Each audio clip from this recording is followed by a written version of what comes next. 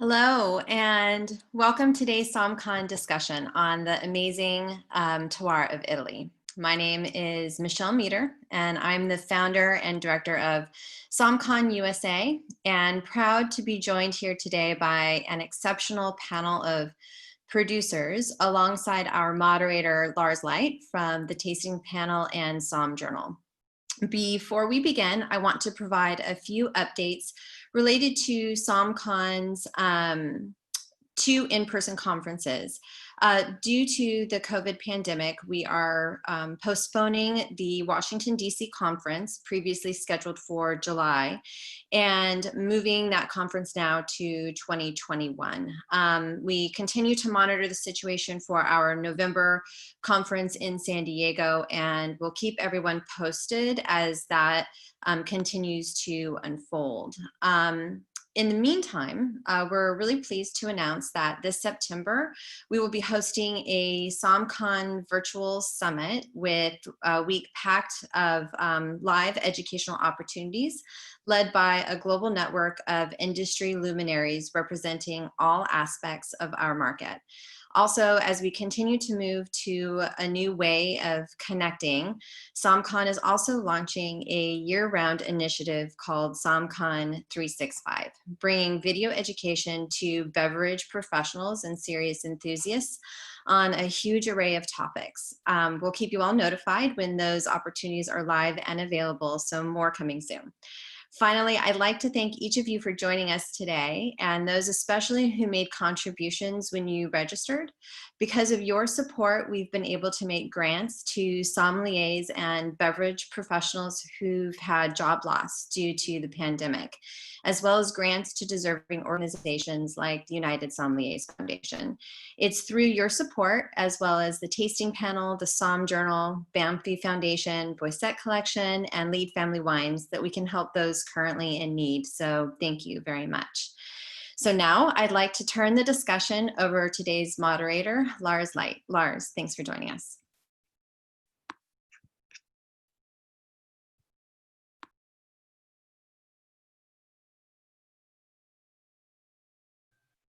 There we go. I committed the ultimate sin of the Zoom conference and left my mute on. So forgive me. Thank you very much, Michelle. It is such an honor to be here on behalf of the Som Journal and the Tasting Panel magazine, two publications that I have always believed in, even before I started doing collaboration with them, because of the wonderful works that they do in education. I am obviously particularly excited to be here to talk about Italy, which is one of my loves. Years ago when I was having marital troubles, I was accused of having a mistress. And the friend that told me that, when I looked a little shocked at them, they said, no, I don't mean a person, I mean a place. Italy is your mistress. Italy is my muse. So it's a place that's very special to me. And obviously Italy today is in all of our hearts. Italy kind of took the first hit on the COVID pandemic. And they were all Italians were absolutely exemplary in the way that they handled it. And they've taught us many lessons that we all can use in other countries moving forward. So I'm very proud of my mistress, my Italia. Italy obviously is very charming, if with all due respect, because I have half Italian heritage, half German, Austrian heritage. So if I just, I can get away with saying things like this. If you just think about how everything sounds better in Italy, even coronavirus sounds better than coronavirus. But in Italy, if somebody walks up to you, in Germany, I'm sorry, and says, Ich liebe dich, or if somebody in Italy walks up to you and says, Porta fuori la spazzatura, the last one sounds a little bit more charming, a little nicer, doesn't it? Except the first one was I love you in German, and the second one was take out the garbage in Italian. So everything sounds a little bit better in Italian. So I'm going to now try to do a little share screen to give you a little bit of an overview. I don't want to take too much time because we have such an incredible panel of rock stars here to present to you. But I do want to talk about Italy. Friends of mine would often call Italy 20 regions in search of a country, which has maybe not so true anymore, because I've seen during this whole COVID quarantine and crisis, Italy has really come together as a country with great pride and made us all very proud. Now, if I can get this next slide to move. Italy, just to put things in a relative sense, Italy's only 0.5% of the surface of the earth, but we like to be together. We like to be close. This is a scene that we probably won't see for a while at the Palio in Siena, but Italy is home to 0.8% of the world's population. Italy has more different types of vegetables than Brazil, more species of animals than China, more types of wheat than the US, more types of apples, or the majority of apples in the world. That's always kind of shocking. You don't consider Italy to be a place of apple growing, but they can grow anything there. Of course, we all know Italy and we love Italy for its treasures. The wealth of the world's art treasures are in Italy, 70%. And of course, the reason we're all here today is the wealth of Italy in its grape varieties. So many different grape varieties, 1,800, even more than France, which only has 200. They may have the World Cup, but they don't have the grape varieties that we have. And then, of course, I had to take a picture of my dinner the other night because I think this is very emblematic.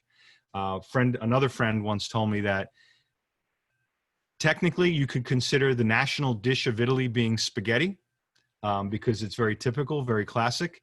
And if you look at this dish of spaghetti, it looks like a mess. It's a mess of confusion, right? You've got different strands of spaghetti going in different places. There's some sauce here, there's some sauce there, there's no sauce over here. But in reality, and that sometimes Italy can look like a mess and look very confusing as well. People often say that if chaos and confusion didn't already exist, we would have had to invent it in Italy. But in reality, that dish of pasta was delicious, as is Italy. It is just wonderful. And despite the looks of it, despite maybe looking a little bit chaotic, it's gorgeous and it's wonderful. So I'm very thrilled to be talking about Italy today. And I'm going to start, we looked at our wonderful panel and we decided who should go first. And I decided something. I took a page out of the book of Giuseppe Garibaldi, who was the hero of Italian unification. And the ruling family that wanted to unify Italy started off in the north in Piedmont. And they said, we should work our way down the boot. And Garibaldi was very smart. He said, no, if you know Italy, you have to take it from the south. You have to take it from the heartland, from Sicily up the boot, work your way up the boot. So I've decided to take a page from Garibaldi, and we're going to start in the Mezzogiorno. We're going to start in the south of Italy with my dear friend Milena Pepe from Tenuta Cavalier Pepe, who is going to talk about her beautiful estate in Irpinia and her wines there. So Milena, please, I yield the floor to you. Tell us about your estate, your wonderful land, and remember to unmute yourself. Okay. Hello to everybody. Thank you, everybody, to attend the webinar. Thank you, Lars and the Summer Journal for the organization. I will present my family winery, and I will be helped by a PowerPoint with some photo to try to be complete and concise. I apologize if I make mistakes. It's one of my first time I present my winery in front of a webcam. And sorry if I do mistake in English. And I do also in Italian because I'm half Belgium, half Italian. My mother is Belgium, my father is Italian. I'm Milena Pepe, and I'm born in Brussels. I study in Brussels, first marketing and management in Belgium and in Holland. And then I moved in France to study viticulture and enology. I also make some important experience for me in two main domaines, le domaine La Janasse à Châteauneuf-du-Pape et le domaine Chapoutier à Tain-l'Hermitage. Then I move in my family village in Italy, in south of Italy. We are 80 kilometers from Naples on the Apennine Mountains. And my father is from the village where we have the winery. My father works and is in Belgium since 45 years. He has a restaurant there, but he has also here in Italy 9 brothers and sisters. And he always my family come 1 to 3 times a year. And he continued to develop the reality of the family with the vineyard here in Italy. So slowly, we restructure the vineyards, buy some other vineyards, and bought it from the beginning. And now we have 60 hectares of vineyard and 7 hectares of olive groves. My father is still in Belgium, but I'm here since 2005. So this year I will prepare my 16th year that I manage the winery and the vinification of our own grapes. So this is a landscape and the panorama from the restaurant, because in the winery we also have a restaurant and also a house where we have several apartments and you may stay and rest. So this is Sant'Angelo all'Esca, one of the village. Well, Irpinia is really beautiful. We are between 400 and 500 meter altitude. And you see it's really green. We have all little villages on the top of the hills, and just along the slopes, all the vineyards, the olive trees, and also fruit trees. Because here we have a main company who make marmalade and juice for all Italy. So we can go ahead with the slide. This is my father. It's he works and he's working a lot to create a reality in his family village. And I help him. This is the restaurant on the top of the hill. So as I said, the restaurant is part of the vineyards, but we are in the middle of Campania, 80 hectares of vineyards. We make 50,000 bottles a year, 100,000 bottles a year. And our main production are for Taurasi. It's an Aglianico, it's the grape variety, Fiano di Avellino and Greco di Tufo. So we are on the Apennine Mountains. We are in a fresh climate. We can go ahead.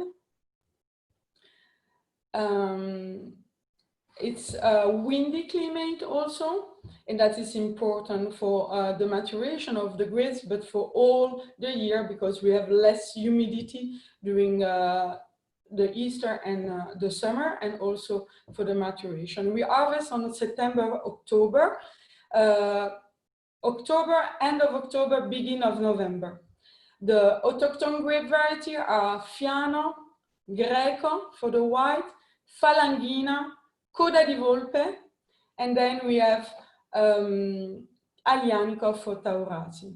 So if I have 2 minutes, I will speak about the territory, because we are in South Italy, but in a fresh area. So we have alcohol, because we have sugar. We have acidity of the grape, Aglianico, Fiano, Greco, Falanghina, they're quite acid. We have minerality from the soil, because we have soil who are chalky and clay soil with volcanic elements. So the clay will give volume, body to the wine. The chalky part will give a good minerality in the wine. And we also have in our vineyards ashes from the volcanoes area.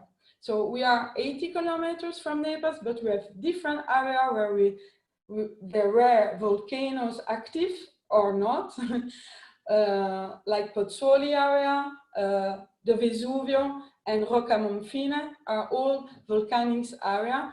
And we have, after several explosions during the cycle, we have in our vineyard those ashes who give a long finishing month to everything who grow up, not only wine, but also food, because we have the oil, a DOP for the oil, we have truffles, we have cheese, we have a lot of different, we have chestnuts, we have different good products. We have the Sherry Mary, it's a wine made of Aglianico, but had of sugar, it's an aperitif, and we have the oil, mainly our oil, really, really good. It's one of our more important products especially because it's one of the products who make part of the Italians' food. So we cannot have a good lunch without a good oil. And I have 2 children. I take care of them since 10 years. And really, I pay attention of the oil that we have because it's 100% of olive. This is the restaurant. So at the top of the hill, you can see the restaurant, and you have all the view on the Irpinia, with our province. Irpinia is the name of our province.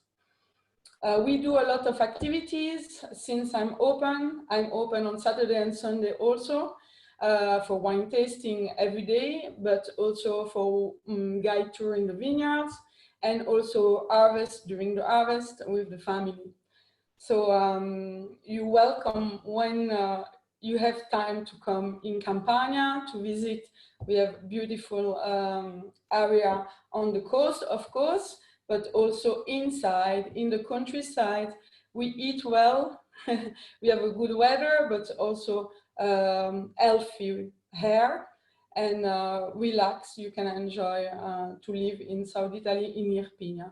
So you're welcome when you want, and I'm here for any question, and thank you for your time. Bravissima. Thank you, Milena. I know I have a couple of important questions.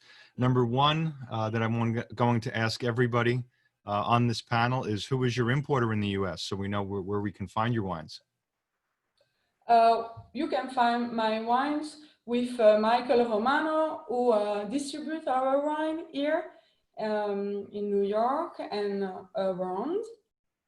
And then we are in the ABC in Miami and around. We are in Chicago with Paolo Ceruti. And we have other importator now. Well, for any question, write me. It's always complicated in the US. Yeah. And any observations or notes on how you've been able to deal with the complications caused by the quarantine at the winery or in your business? Yeah, it's really hard. Well, I never stopped working. Maybe I work more than before. Yeah. Because first is the healthy of the team who work in the vineyard, and then in the office, in the winery. But at the beginning, we close the winery, but we continue to manage the vineyards. So slowly, Italy closed, then a board. So we didn't have any order. Now we begin to work again. In Italy, we actually, tomorrow, the restaurant will open again. And we hope really then they will begin their own work, because there is a bit of stress, not only because of the healthy problem, but also economic problems. So. All right, thank you. Here's hoping we all come out of this better and improved and quickly moving forward. So working our way up the boot again, now we're going to go to the east coast of Italy, to Le Marche, which I'm very excited about hearing more information about, because Le Marche, I have to say, with all respect to the Velenosi family, Le Marche is one of those areas that we just don't hear enough about. So I'm very pleased to have Mariana here, and who I think is her sister, Angiolina, with her. But tell us who she is. Please take yourself off mute and tell us more about Le Marche and the Vini Velenosi. Hello, everybody.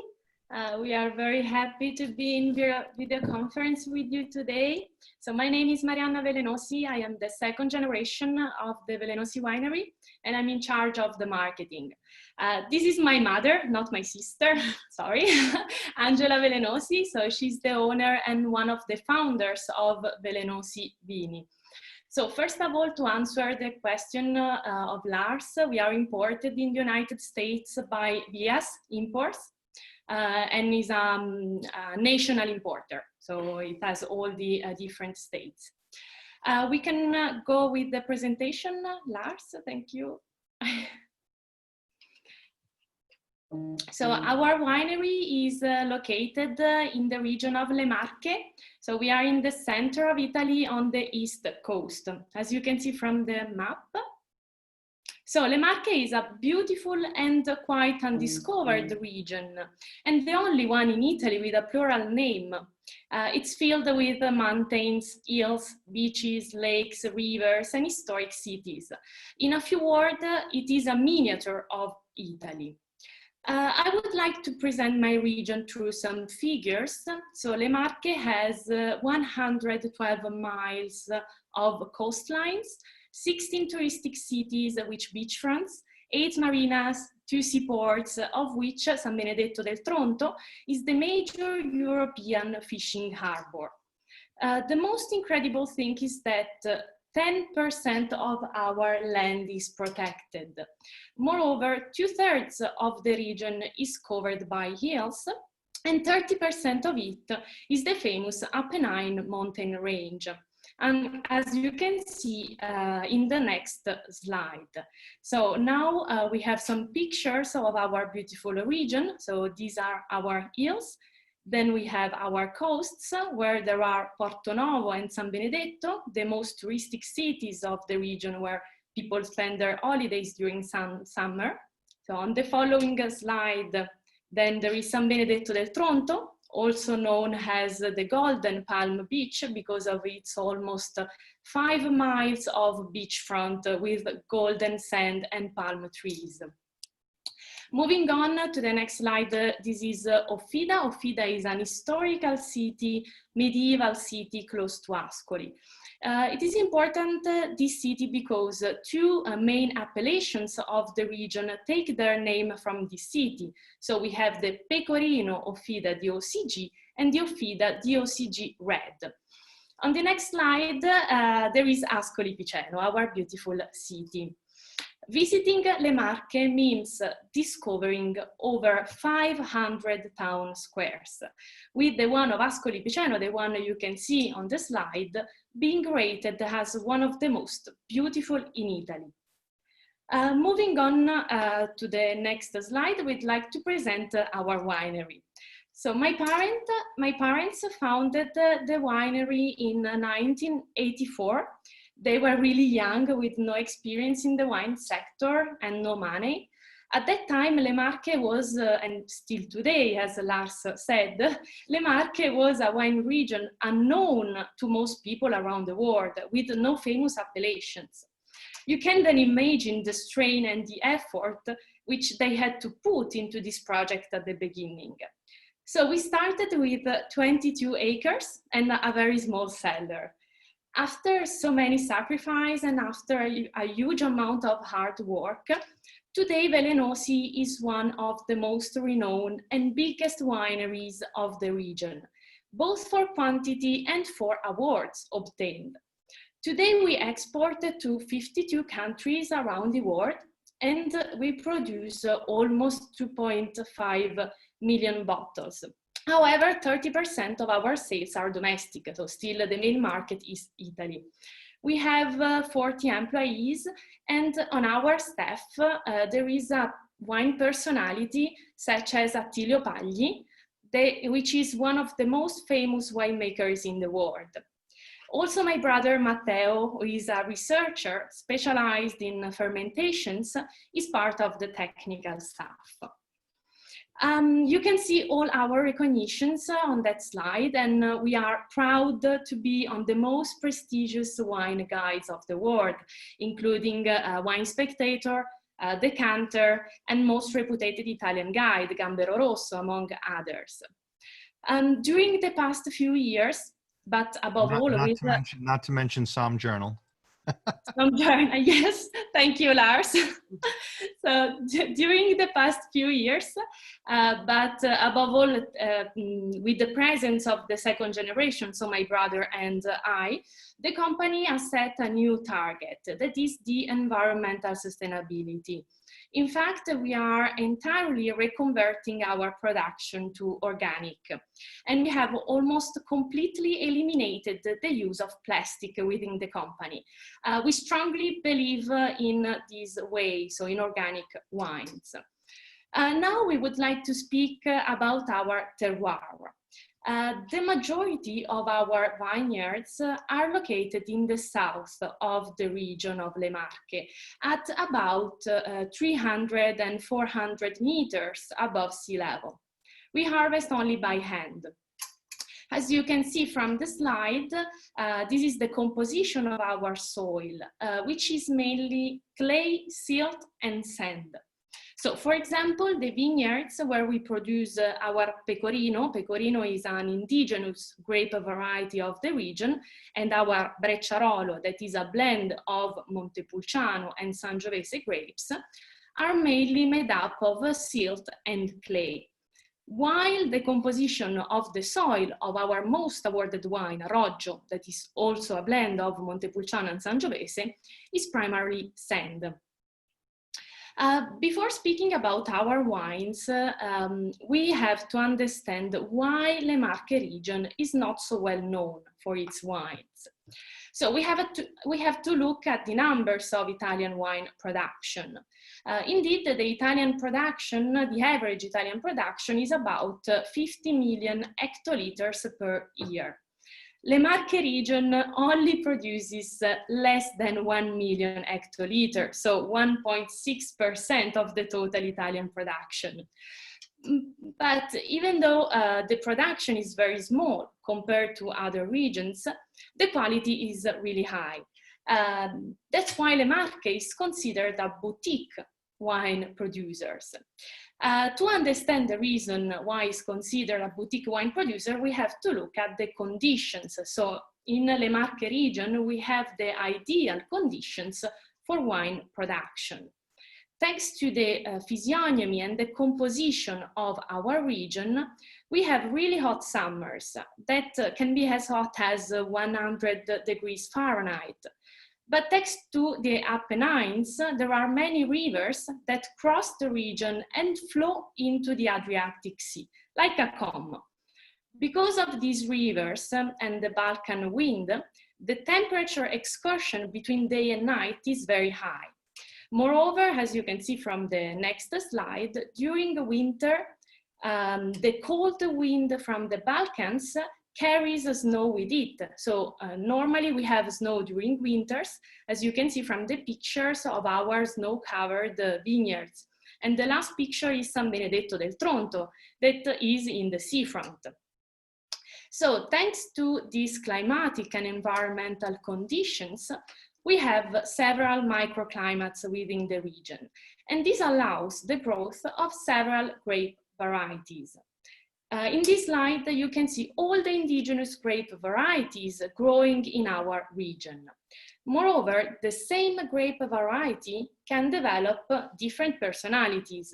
So, for instance, the Verdicchio, we have Verdicchio dei Castelli di Jesi and Verdicchio di Matelica, so the same grape variety that shows different personalities, different characteristics. In Le Marche region, we have 5 DOCG and 15 DOC. It is also important to say that 70% of the regional wine production is in the south of the region, where we have our winery. Moving on to the next slide, we would like to present 2 wines, Brecciarolo and Roggio. Brecciarolo was the first wine produced by the winery, and it takes its name from the hill where the winery is located. It is a Rosso Piceno Superiore, is a blend of Montepulciano, 70%, and Sangiovese, 30%. Rosso Piceno is the most important appellation of the region, as it is produced in the entire territory. However, superiore means that can be produced only in a restricted area in the south of the region within 17 villages, and consequently has stricter norms. As you may know, Montepulciano and Sangiovese grapes have different ripening times. So we harvest the Sangiovese at the end of September, while Montepulciano is the last one to be harvested in mid-October. So we vinify and age in non-new barriques the two wines separately, and then they are blended before the bottling phase. Brecciarolo is for sure the most expressive wine of our territory, with its ruby red hues and its sense of red fruit and spices. It's a very charismatic wine, both medium-bodied and well-balanced, and it confirms the taste of central Italy. Let's take a look at Roggio. Roggio is our champ. Roggio is our top-of-the-line product. The name Roggio is a poetic term used by Pascoli, an Italian poet, that means ray of light through the vineyards. Also in this case, it is a blend of Montepulciano and Sangiovese, but it comes from a very old single vineyard and is aged for 18 months in new barriques, French oak. Roggio, in this case, has intense sense of blackberries and vanilla and is full-bodied and warm. As you can see, Roggio is our most awarded wine. 15 years, 3 bicchieri of Gambero Rosso, 88 points by Wine Advocate, 97 points by Luca Maroni, and many more. In addition, our Roggio 2016 placed 4th in the ranking of the best Italian red wines by the magazine Gentleman. We would like to say just a few words about the current situation in Italy regarding the coronavirus, as we say in Italy. As you know, we are now in the phase 2 of the lockdown, so we can freely move within our region and restaurants are open again. Velenosi, as supplier of the retail chain, we kept on producing during all the lockdown, so we never stopped. However, the shutting down of the on-premise business highly affected our sales, especially in Italy, which is our most important market. However, we are sure that soon everything will go back to being normal, as many countries that we work together are starting up again, just like Italy. So we hope to go back to the normality as soon as possible. Thank you. Thank you very much, Mariana and Angelina. Yes, we could all use a ray of light these days. So we all hope that we get back to normal. Thank you. You anticipated my questions, which is great. So next up, we have we're moving into Tuscany, and we're in the area of Montalcino with my dear friend, former colleague, Igor Marini, who is going to present for us the wines of Castello Banfi. Hi, Lars. Hi, everybody.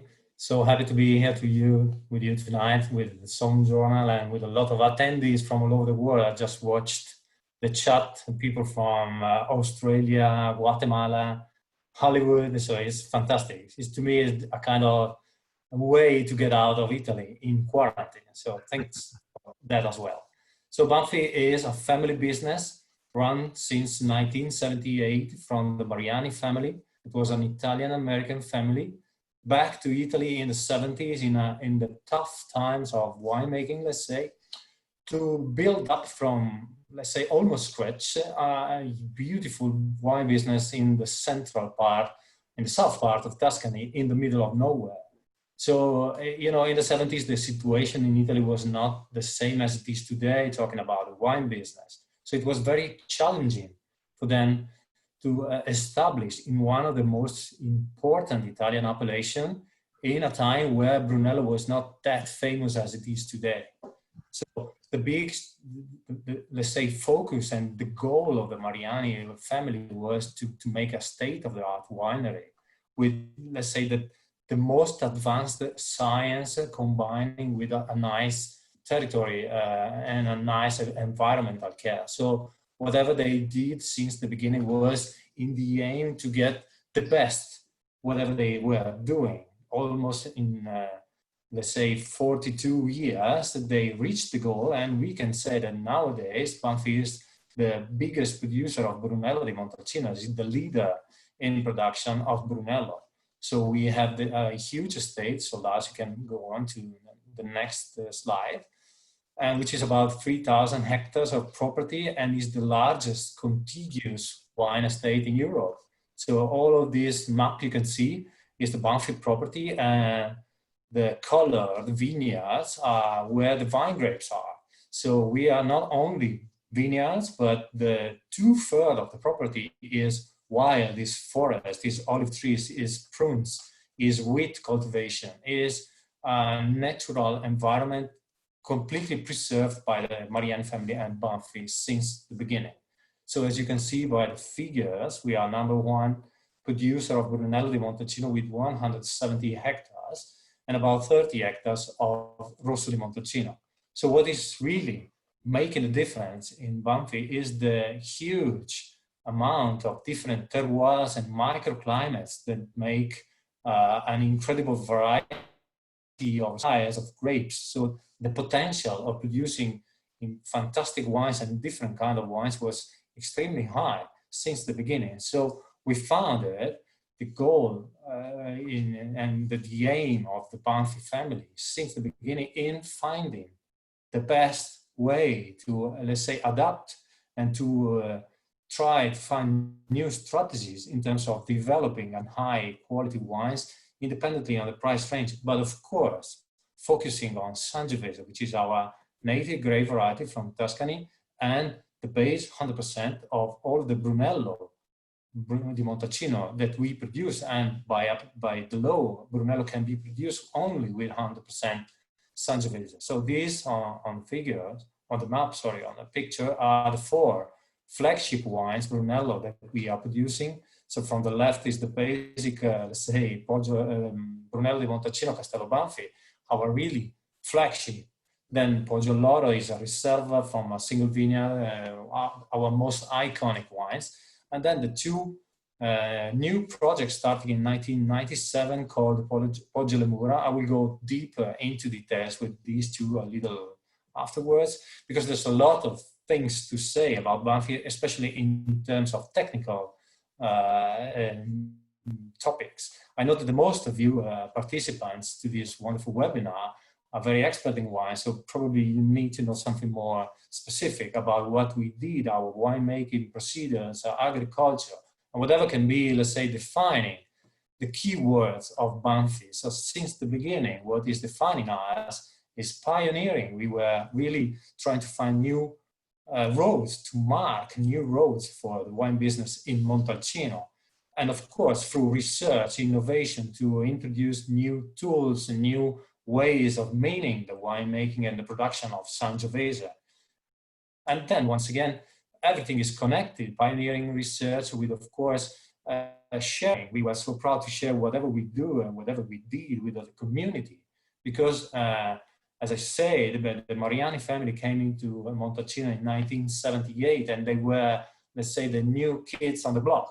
So coming from the US and in such a very, let's say, protective environment and a territory like Montalcino is, it was not that easy to start a business like that. And it's also to be accepted by the community.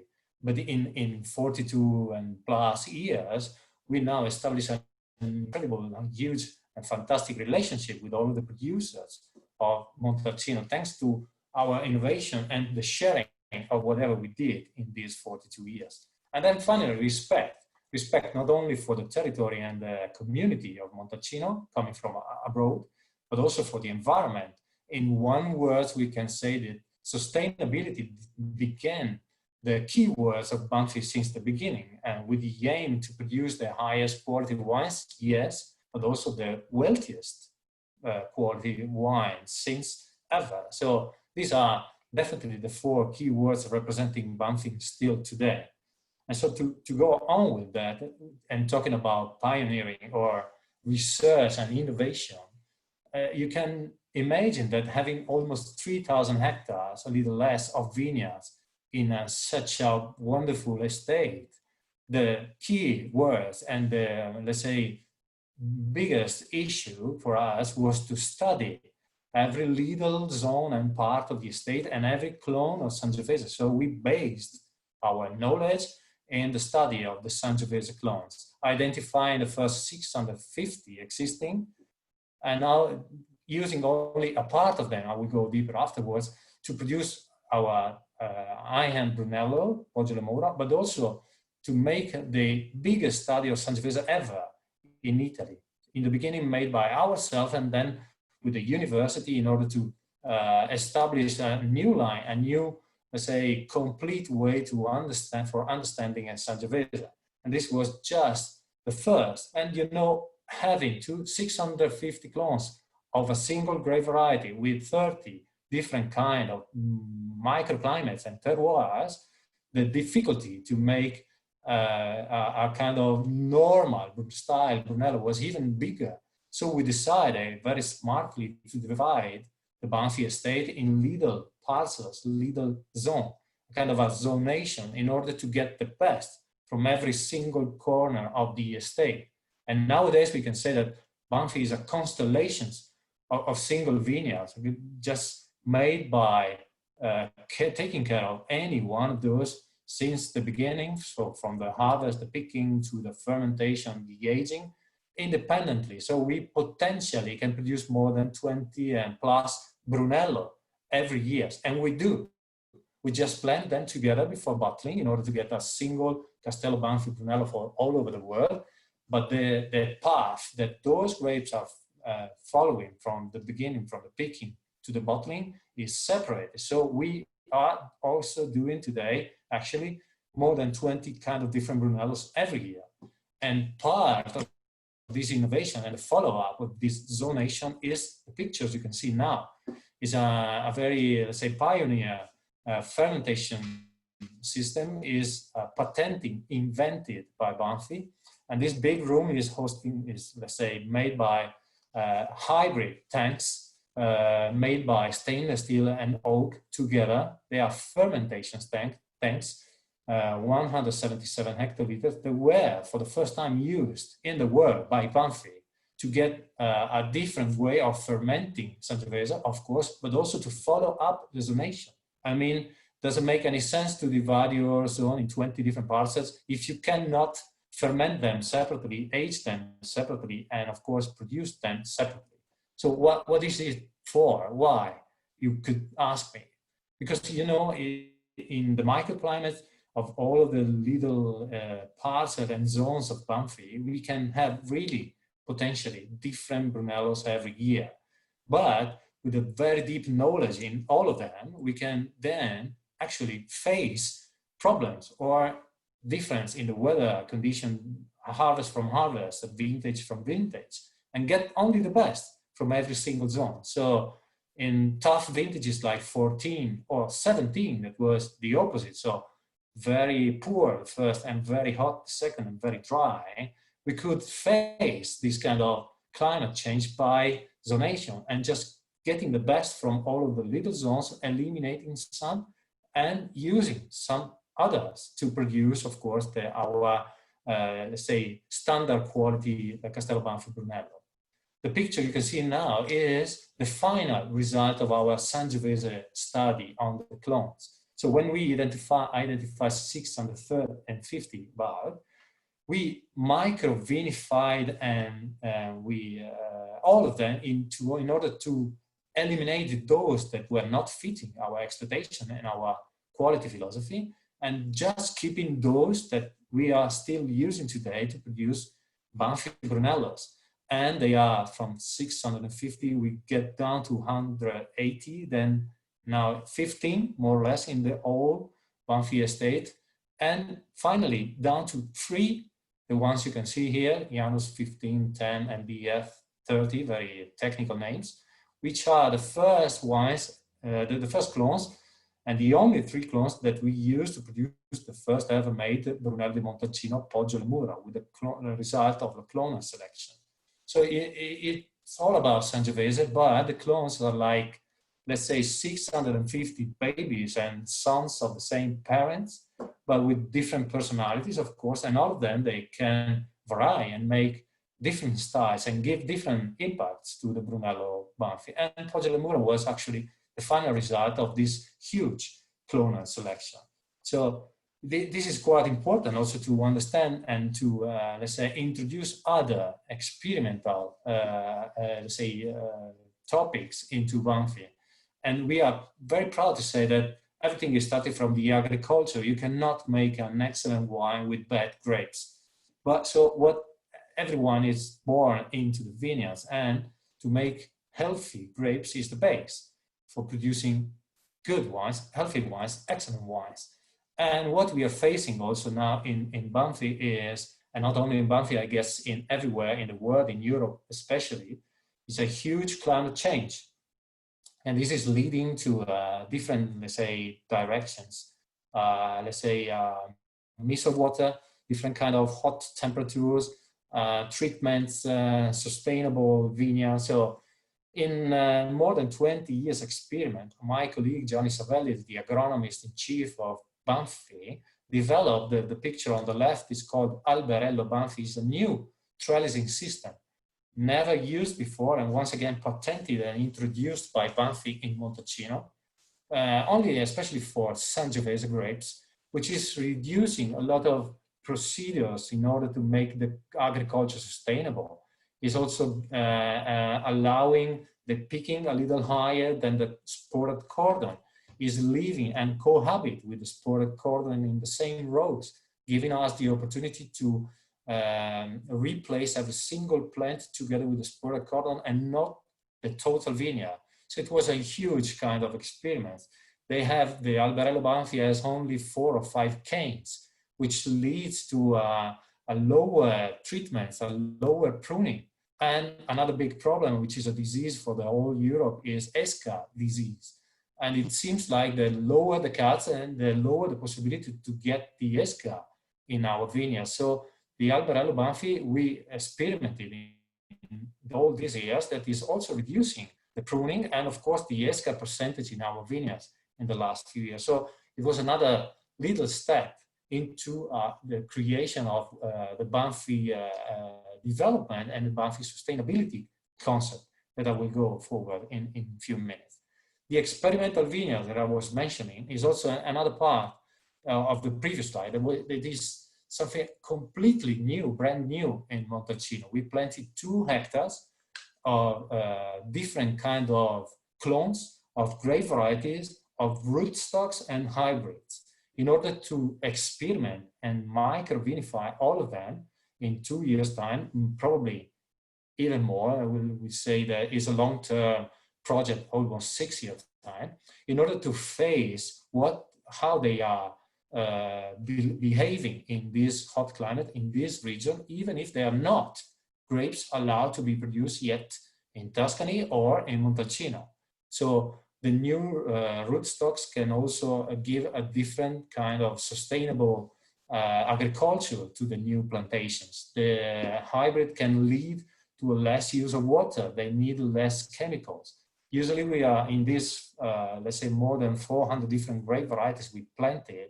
There are some of them that require less water, that have less management, and so leading to, once again, a very sustainable agriculture. Some of them are grapes that cannot be cultivated in Tuscany yet, like Saperavi from Georgia, which has thick skin, small berries, and is quite resistant to hot temperature. So another step into, let's say, a very ethical way of wine business. And the oak, as you can see in this nice picture, is another very smart introduction from the Mariani family and the Banfi. Since years, we are aging our wines in barrels that we do select by going to France and choosing the oaks, then cutting them with a very specialist cutters, and then seasoning and aging in Banfi for, let's say, 3-4 years old, in order to produce our style of barrels, but also to save CO2 in the transportation and to also only deliver staves. instead of big barrels. So the final result you can see here is part of our aging room, is made by Banfi barrels that we are using together with our supplier Gamba, that is producing Banfi barrels from us since ever. And they are a combination of 350 liters tonneau up to 60 hectoliters, 90 or 120, like the pictures that last just showed to you. So this is another, let's say, ethical way to produce wood and barrels, but also to get the wines sustainable. So delivery staves instead of big barrels is a big save on CO2 and is leading to our, let's say, final keywords, which is respect, sustainability. All of these big topics you can read on the screen are part of our sustainability project. So we were the first to save water in Montalcino. About 80% of the water we use is saved every year. To produce one bottle of Brunello or of wine in general, it takes 10 liters of wine. So in very tough vintages like 17, that we didn't have a drop of water from April to September. Water was like gold. Is one of the most important, let's say, ingredients to make wine. It sounds strange, but it's like that. So the big lake in the middle of this screen is one of our collecting water for then dripping irrigation and for use the water in all of the new plantations, for instance. Then this water is just filtered. Another big introduction and new let's say, patented biobed mattress is the pictures on the left hand with the straw. Is the way we are filtering the water that we are used for cleaning in a winery, and to, let's say, naturally get them ready to be used once again for cleaning after 2 or 3 years' time. So in order to not waste any single drop of water. So sustainability is really what is making the difference in Banfi estate. We are not only, if you can go back to the previous slide, Lars, I would like also to show that sustainability is, of course, made in a different way. It's not only about agriculture. So the philosophy in the back of the Banfi family is that every action we do must be socially fair, environmentally safe, and economically feasible. So that is the reason why, for the first time in the world, we were certified ISO for exceptional environmental, ethical, and social responsibility. It never happened before. So to be sustainable today is a very, let's say, wide project. Is a wide range of projects you can do. It's a concept that involves all of the stages of the wine business and not only agriculture. So if you are sustainable, but your business is not, and you cannot sell properly, then sustainability doesn't make any sense. So it's really just putting together all of the slices of a big cake by small steps and preserving the environment. So the bees you can see on the picture is another huge indicator all over the world for sustainability. Today, actually, I just realized is the National Bees Day in the world. So we have our hives, so we produce Banfi honey, Banfi pasta. So it's not only about wines, it's agriculture, 360%, 360 degrees. So everything we did is to protect the environment, to, let's say, from erosion. We built 90 miles of drainage ditches into the property just to get with the water all around and to keep erosion. We preserve all of the flora and the fauna. We have olive trees more than 3 centuries old, and we still produce olive oil with those.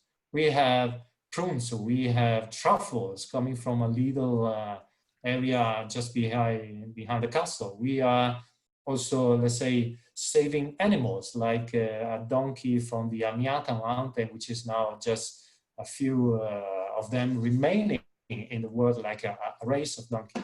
And also we preserve one of the ancient grape of Montalcino that you last know very well, is Moscadello, that was much older than Sangiovese in Montalcino estate. So it's all about let's say, taking care of the little steps of cross strategy to make Banfi sustainable. Which is all great, Igor. We also have to think about saving time right now too, because we're also running a little bit long. Yeah. So I will go and say that so much good things to say. Yeah, so many things to say. So in the next slide, so you can see here the nice castle, the restaurant at the castle. But sharing is for us, if you can go on, also leading to your second question. So about what can we do for the reopening of the business. So Banfi is sharing all of the things we introduce in terms of winemaking and wine business, but also for the community. It's part of the sustainability to share what we did. The whale fossil has been discovered in our property. We are part of the sponsor for the Eroica bicycle race, for the Brunello Crossing run, and we are the inventor of Jazz and Wine Festival. And because we strongly believe in hospitality, and I think that the wine tourism will be maybe the first more ethical way of rebuilding the tourism after the pandemic problem, because it's made in very, let's say, low density places like Banfi, like Montalcino, in a beautiful open environments, and will lead probably to a rebirth of the business, of the wine business all over the world, and also leading to new, hopefully, sales. So we will, of course, invest a lot on that, and looking forward to host all of you and the Banfi property. So sorry for talking that long, but there are 1,000 things to say about Banfi, and I will be happy to answer all of your questions. Thanks. And all good things. Thank you, Igor. And you guys are your Banfi is its own importer, so that answers that question as well. In the U.S., obviously, a great presence. So now we're going to stay in Tuscany for a minute, but go toward the coast, and we're going to go to. I need to unshare. Sorry. We're going to stay in Tuscany, but we're going to go to the coast and to Bulgari. And Marilisa Allegrini is here, a name that we often associate with another region up in the Veneto, but it's wonderful to have you here talking to us about the Tuscan coast. Marilisa, prego. Thank you very much, Lars, and thank to all the people that are listening to this presentation. I think that is a great opportunity for us as Italian producer, and our country really need support. And our importer in the United States is Lux Wine, is part of the Gallo family. They are a big family, but we share really the same value, and we share the same philosophy in making wine and promoting the wine. And I would like to thank the Some Journal, because it's the second time that you guys rewarded me for Poggio al Tesoro, because in December 2018, I had, together with my daughter, the cover of the magazine. So thank you very much for this fantastic opportunity. So we can start with the presentation, and you see that Poggio al Tesoro is part of the Allegrini estates. We have another one in Montalcino. So I was listening to Igor because it's very interesting what he said. And of course, Allegrini is the family business. I represent the 6th generation in the wine business. But in the beginning of 2000, together with my brother Walter, we wanted to do something. We went up along the Tuscan coast, and when we arrived in Bulgari, we said, if we do something outside Valpolicella, this will be the place. And you see here 4 pictures of Bulgari. You see the village, you see the landscape, and then in the bottom part, you see what is considered the natural monument of Bulgari, this beautiful cypress boulevard that is 5 kilometers long, going toward the sea, so toward the west, and toward the east, toward the village of Bulgari, and you see the hills on the background. In the second map, in the second slide, you see please Lars, if you can go ahead. You can see where Bulgari is located is 40 kilometers from next. And I took this information from the consortium. You see that the first Cabernet vineyard that was planted in Bolgheri happened to be in 1944, and it was Marchesi Incisa della Rocchetta who introduced this grape variety. And in 1968, the first the first Bolgheri wine appeared in the market. But it was only in 1994 that the DOC regulation were approved, and last year we celebrate the 25th year anniversary of the Bolgheri appellation. And in the next picture and the next slide, you can see the beautiful event that they did. There was 700 people sitting in the beautiful Cypress Boulevard, and here is me, my family, and my staff. So, according to the DOC regulation, next slide, we can produce 6 wines and 3 reds, 2 reds, Bolgheri Superiore, Bolgheri Rosso, then Bolgheri Rosato, and then 3 different types of Bolgheri Bianco. Next slide. We are in Tuscany, the home of Sangiovese, but this grape variety represents only 2% of the entire crop. And because the intuition of Marchesi Incisa della Rocchetta, Bolgheri demonstrates that is an excellent terroir for the international grape variety. In 2011, the DOC regulation changed. Before, it was only a blend that could have the DOC appellation. But now, as you can see, we can make DOC wine using 100% Cabernet Sauvignon, 100% Cabernet Franc, or Merlot. A maximum of 50% Syrah and a maximum of 50% Sangiovese. But at the end, Sangiovese represents only 2% of the entire crop. There is another grape variety that is used, that is Petit Verdot, but it can account a maximum of 30%. At Poggio al Tesoro, we don't have a single vine of Sangiovese. Next.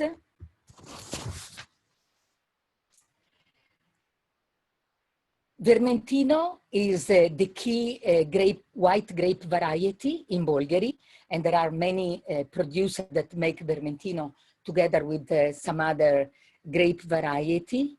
We make a Vermentino that is 100% of this grape variety because we think that is very intense, very rich, very mineral also. We select clone coming from Corsica when we planted the vineyard.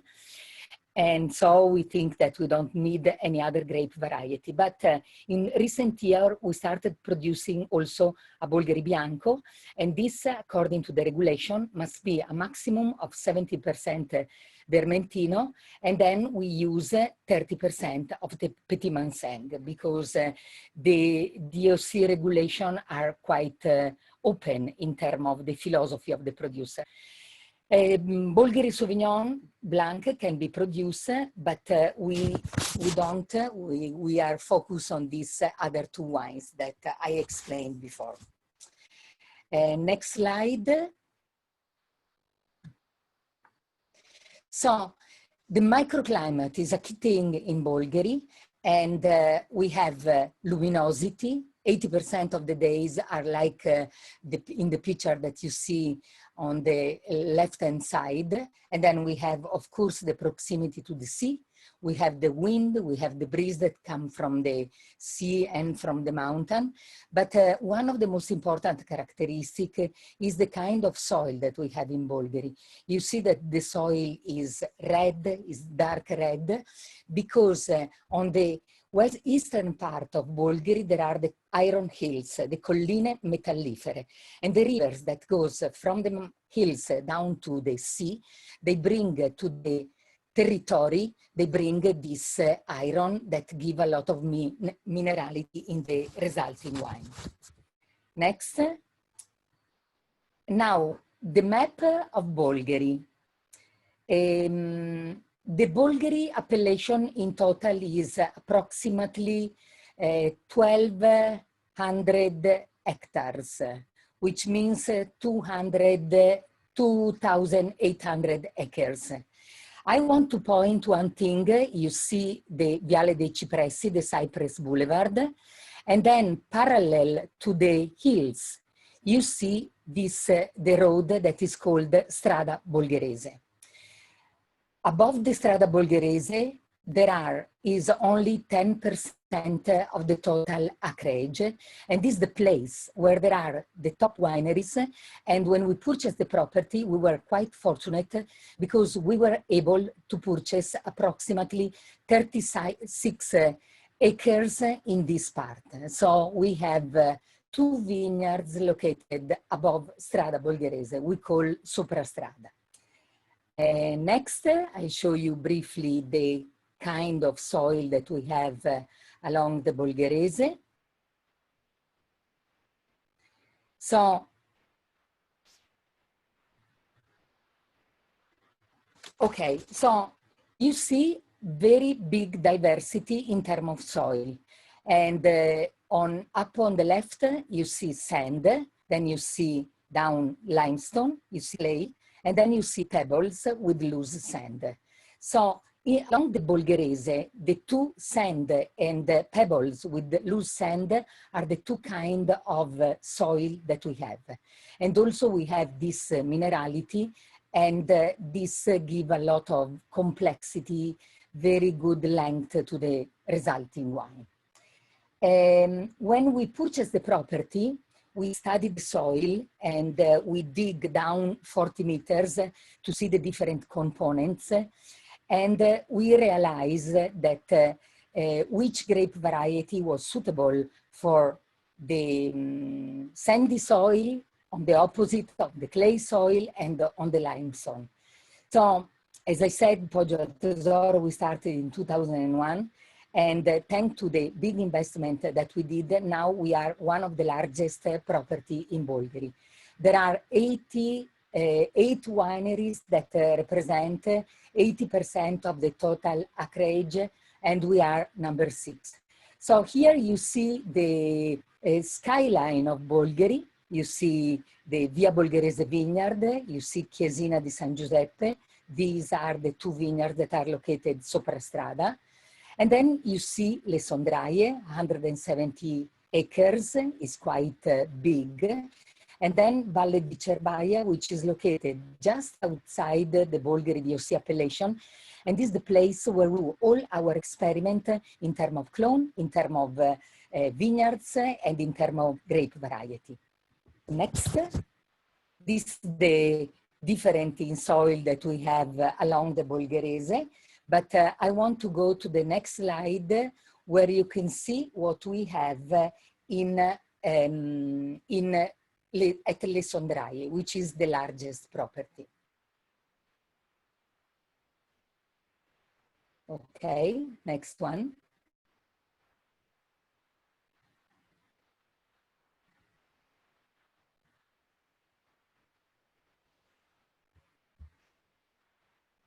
So, you see on the left the study of the soil that we did, and the dark green is where we have the majority of clay. The light green is where we have the majority of limestone, and the yellow is what we have the majority, where we have the majority of sand. And according to this, we decide what to plant, and the dark red, the dark green on the right is Merlot. Then we planted Cabernet Franc and then Cabernet Sauvignon. And toward the sea is the place, the large yellow part is where we planted the Vermentino. Next. And you see the grape variety that we have in Poggio al Tesoro. We have Vermentino. We focus a lot on the Vermentino, choosing this clone from Corsica. Then we have Petit Manseng. We have Viognier. and then Cabernet Sauvignon, Cabernet Franc, Merlot, Syrah, and Petit Verdot. And I must say that especially Cabernet Franc was for me a big surprise because I was used to the Cabernet Franc that is planted in Veneto and normally is very herbaceous, very light, very green. And here is completely the opposite because thanks to the microclimate that we have, we can really achieve the phenolic maturation. Vineyard management, we have, you see the pruning, we carry out the method that allow us to consolidate the vascular flow of sap. And keeping the surface of the cut as small as possible, we reduce the risk of infection. And then all the part of the vines that come out from the pruning are taken out, so we don't mix with the topsoil because we don't want this to poison the soil. We just did the selection of the buds in May, and then early July we do the green harvest because we want to make no more than 1.5 kilos of grape per vine. We started to be the organic approach in 2015. We are not already certified, but we will be very soon. One of the things that we introduce is the green manure, and there is a way very used in the organic method. And you know, every year after the harvest, we test the soil and do decide which seeds we have to plant. Because sometimes we need to reduce the vigorosity of the soil, and sometimes we need to give some nutrients to the soil. So it's a very interesting thing that we introduce, and we notice big improvement in terms of quality. Of course, being organic, we don't use any chemical product, we don't use systemic product, we use copper sulfate to prevent the downy mildew. Next, and then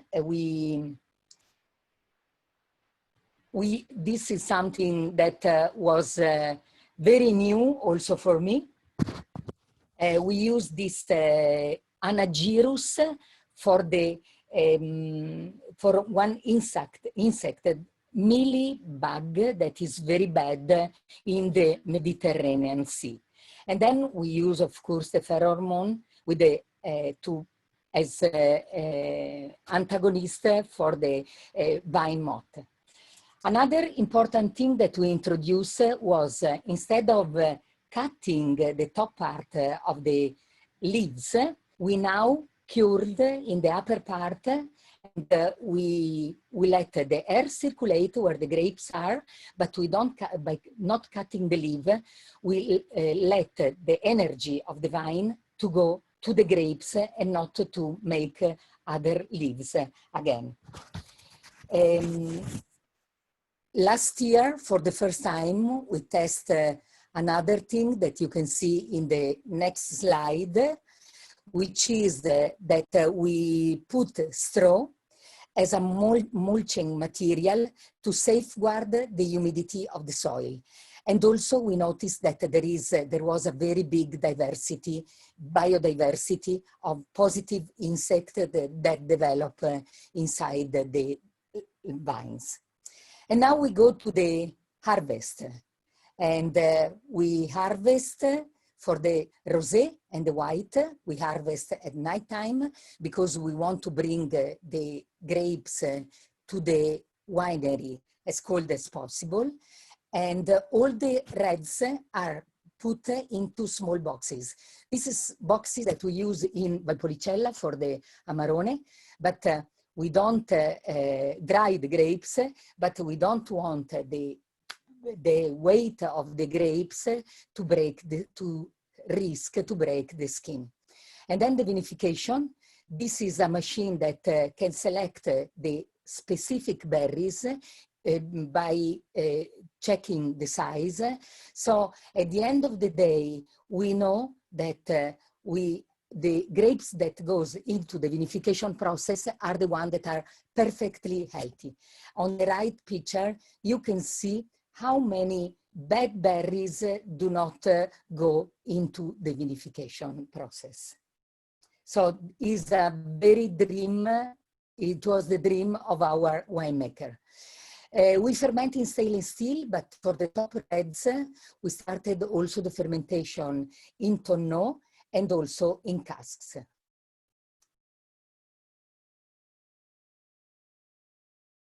And then we started a few years ago to experiment for our top rosé and our top white, the amphora.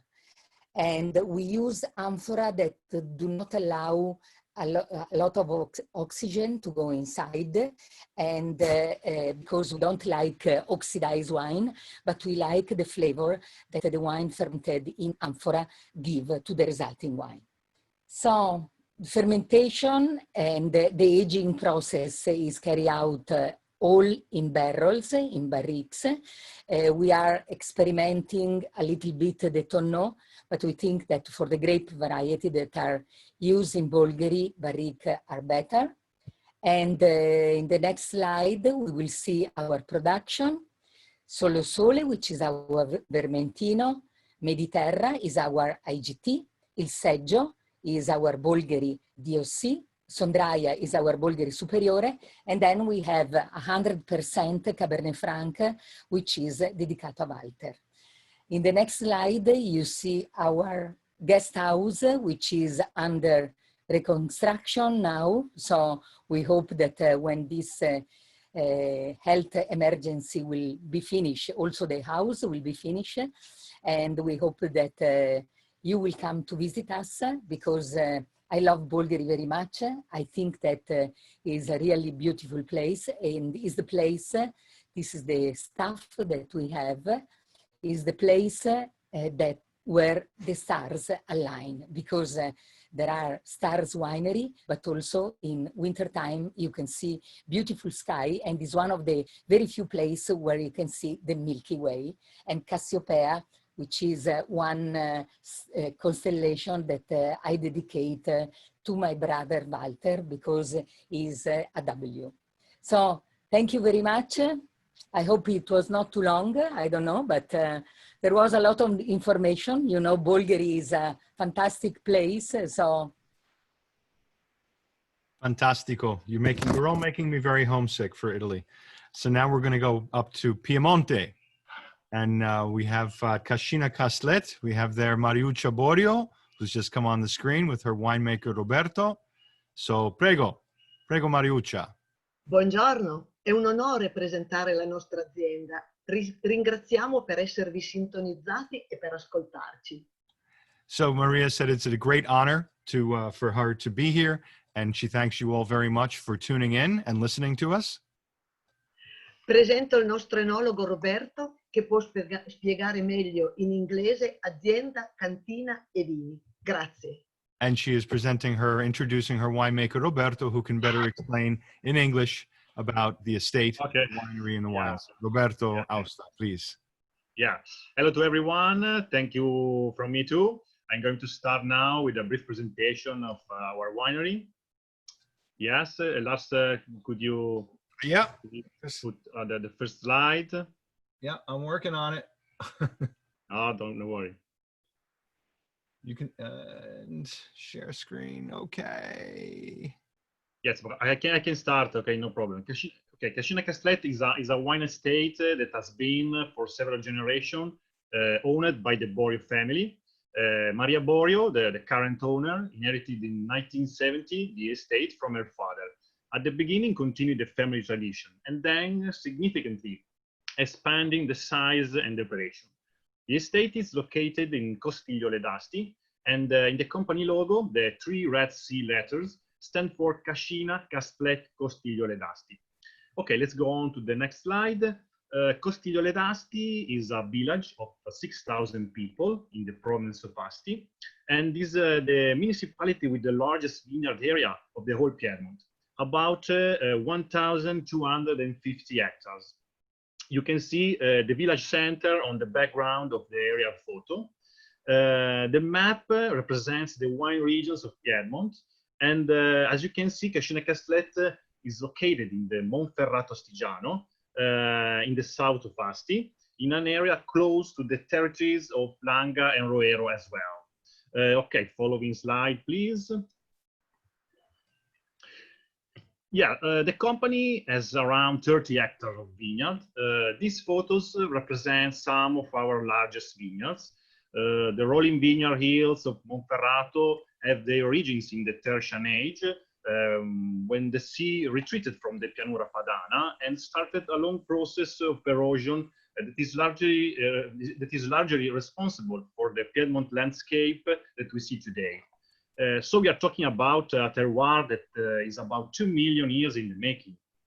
The soils here are generally poor in organic material, which means that the grapevines get a little bit of stress, which in turn means more intense fruit flavorful wines. The soil of our area is often called white soil. The name comes from the light gray appearance, as you can see in the picture. This is a result of their richness in calcium carbonate, silt, clay deposit, and the abundant volume of marine fossil shells that can be found among the hills. In general, the wine produced here are full-bodied, deeply colored, spicy, rich with dark red fruit flowers, and able to age in bottle for several years. For this reason, in about 70% of our vineyard, we grow Barbera d'Asti and Moscato d'Asti, the two typical grape variety of this area. In the remaining surface, we grow Chardonnay, Cabernet Sauvignon, Nebbiolo, and Uvallino. Uvallino is an ancient indigenous variety that Cascina Castlet has saved from extinction in 2003. Okay, next slide. Yeah, the harvest. Okay, in relation to the harvest, we pick all our grapes by hand. As you can see in the pictures, we harvest in two different ways. In the first one, we use baskets of 20 kilos each for the grapes that are crushed immediately after picking. And in the second one, we use small baskets of about 4 kilos each for the grapes that are semi-dried before crushing. Okay, let's go on the next slide, please. Yeah, the drying rooms. Okay, from these semi-dried grapes, we produce 3 wines. A Barbera d'Asti Superiore named Passum, a Monferrato Rosso from Uvallino grape named Uccelline, and a Moscato Passito named Avier.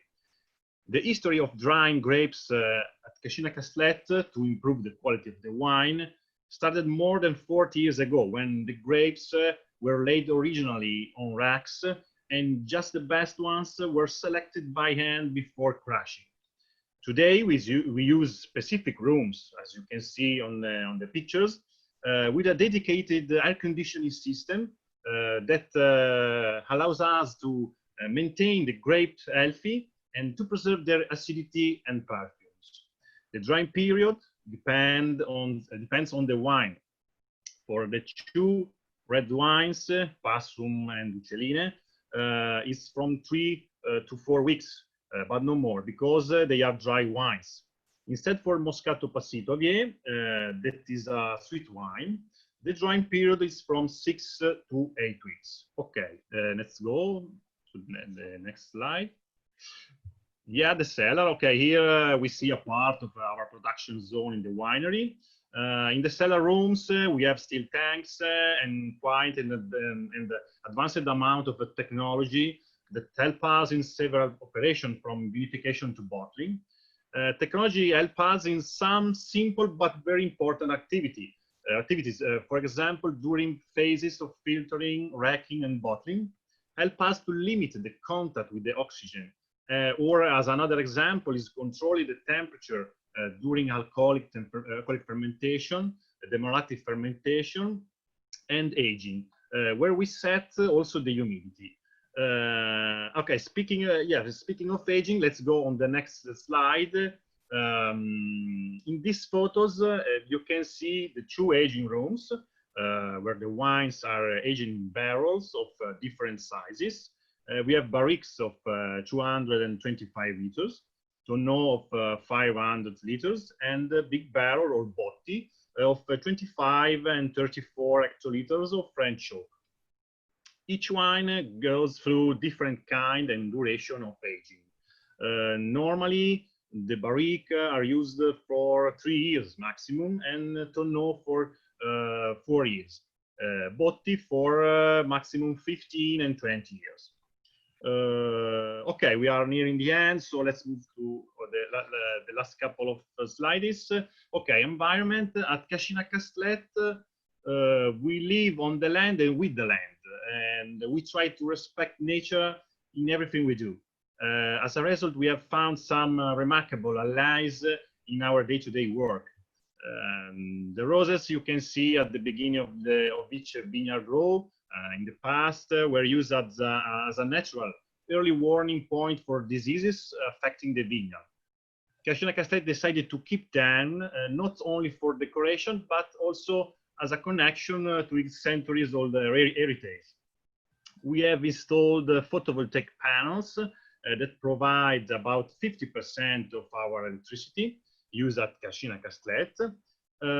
Then, to preserve biodiversity, we have placed artificial nests for birds in the vineyard, so that they can remain in the area, even where there are no trees because of the vineyard. Finally, as you can see in one of the bottom photos, for the cellar wastewater treatment, we use a phytopurification system, a natural system to purify water, and we use this purified water for irrigation. Okay, we go to the last slide. Okay, wines. Here you have the entire range of our production. You can see on the left the younger wines, and on the right the aged wines.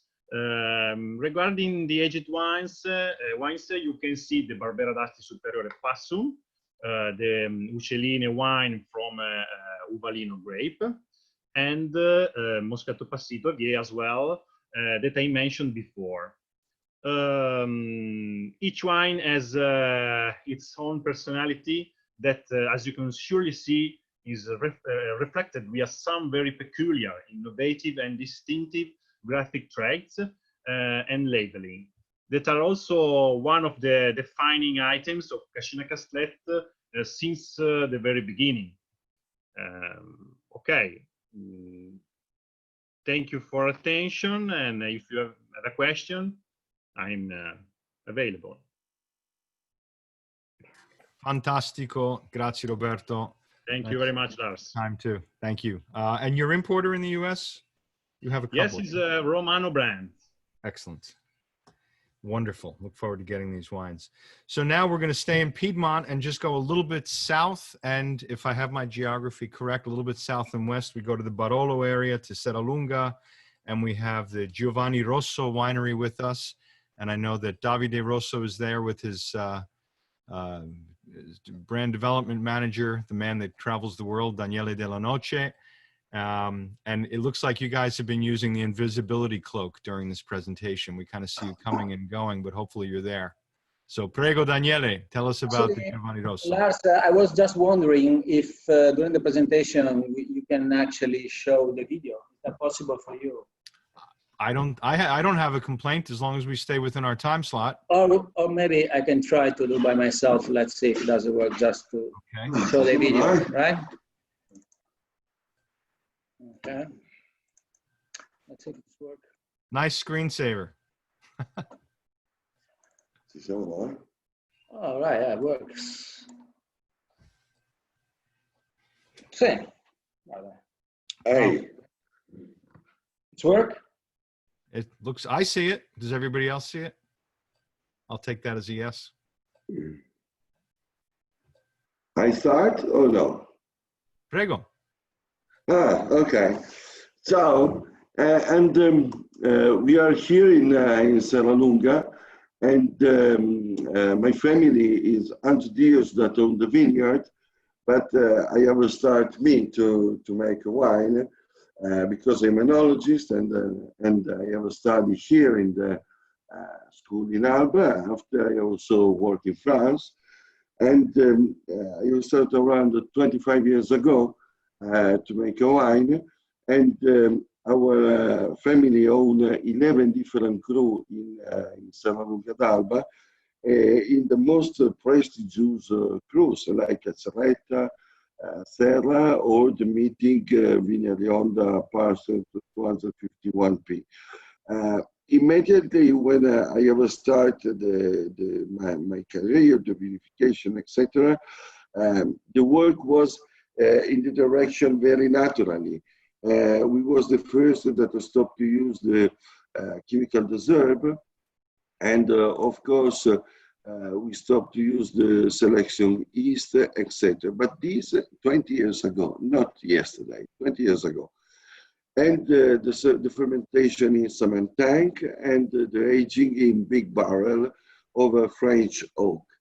And this is our idea that we have, and is extremely important, the work in the vineyard, to keep the soil inside, the wine, etc., to keep the terroir. The terroir of Serralunga is unique, is very, very calcareous. It's the most calcareous than the other village of Barolo area. And with this, the wine is extremely mineral. And you see now this video, so the land is fantastic. It's a very nice place with the castle, etc. And this is the approach that we have. Today, we produce around 300,000 bottles, and in the US we are with Vias import, and we are very happy in this moment, because extremely exciting in this year, because they have the 16 vintage, and we are absolutely the good idea for the future for these vintage, etc. We work also in the tourism. When we have built a new winery, we are also developed the wine tourism. Now, of course, we are closed, but this Saturday we reopen just for the Piemontese people. And after, from the 3rd of June, we are ready for all that they come here to visit us, to see the vineyard, etc. We are also the helipad inside. This is very nice because it's possible with this to see the Barolo area, the top cruise, not just in Serralunga, also in Barolo, in Canubi, etc. And this is the idea that we have. Yeah. Now, metti un po' che mi vedo anch'io. Okay. And just to see a little bit the wine, now Daniele is my export manager. He's the person that he travel around the US Union more than me. I have traveled for 15 years. That is Daniele, the person that comes. And Daniele speak now the Serra, the Barolo Cerretta, and the Barolo Serra. Okay. Right. Yeah. I will spend a few words just talking about actually the unicity of the Barolo area, which is a very small area surrounded by the Alps. And as you take off your sorry. Share screen. Okay, this is it. Yeah. All right. So yes, the Barolo area surrounded by the Alps in the northwest of Italy, close to France. So is made by 11 different villages, all of them with very different characteristics. And so Serralunga d'Alba, also the Barolo. It's very, very important to say that Barolo is a very small area, and only 2,000 hectares of Nebbiolo grapes are used for the Barolo. So this is it's very limited production. And only in Barolo, we have 180 different cru, which all of them show different expression. And so let's talk about our vineyard in Serralunga d'Alba, which is from Serravalle conformation, Serragliana, yes, with the Lecchio formazione. So we have more calcium, more calcare percentages in the soil. Cerretta, I will show you the vineyard. So is in the medium lower part of Serralunga d'Alba, is watching the east exposure. And yes, this is our vineyard. As you can see, it's a 2 hectare in the half in the southeast exposure. So we have this amphitheater of land where the soil conformation is made by limestone, but we also have a little bit more percentages of clay.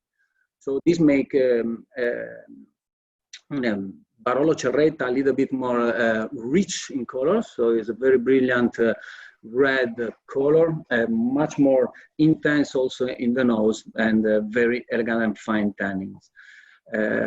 You see there is the forest in the lowest part of the vineyard, which actually defend the cold wind who came from the valley, is a Signos Valley just down below. And so we have a unique microclimate there, and this is the reason why we have selected Cerretta, this 2 hectare and a half as our single vineyard. The production is very limited because we do only about 8,000 bottles every vintages. We go a little bit higher, also in Serralunga d'Alba, just across the villages. We are in the higher part. We own 1 hectare of vineyard in the Cru Serra, which is exactly these 2 stripes of vineyards. Also, those are with the eastern exposure, and but here the soil is much more white, so we have more calcareous in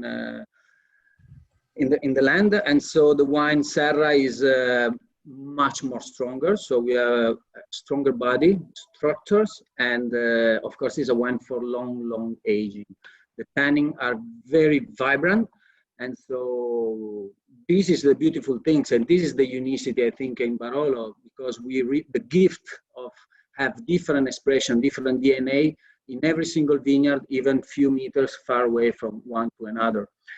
And just next to Serra, on the back of this crest, we have a Vignarionda Cru, which, let me see, got it.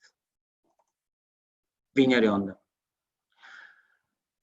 Vignarionda is a very small cru. The total surface is 10 hectares, and we actually own 1.2 hectare, which is these stripes from the top part to the bottom part. Here the exposure is a full south, and the soil very shiny white, so limestone mainly the soil. But the most important characteristic of this parcel, which is Davide said before, is a 251p, is also the age of the plant, because this vineyard was planted by the great father of Davide in 1946. So then Davide will tell you more about this myth of a Vignarionda. But in 2011, we actually have restored part of the vineyard. So we kept, actually, I can show you better in the next slide, this. So in 2011, we restored part of the vineyards. So we actually kept this little piece, 0.4 hectare, with the vine from 1946. We actually, where we produced this wine, is the Barolo Vignarionda. I'll show you later the label because we can see that. And with the new, with this part, have been replanted in 2011. So today, the old plant are used for our Barolo Vignarionda, and then the young wines are used for Langhe Nebbiolo Estercanale. So we actually declassified the Barolo in Langhe Nebbiolo, and we make the deuxième vin of a Vignarionda, which is Langhe Nebbiolo.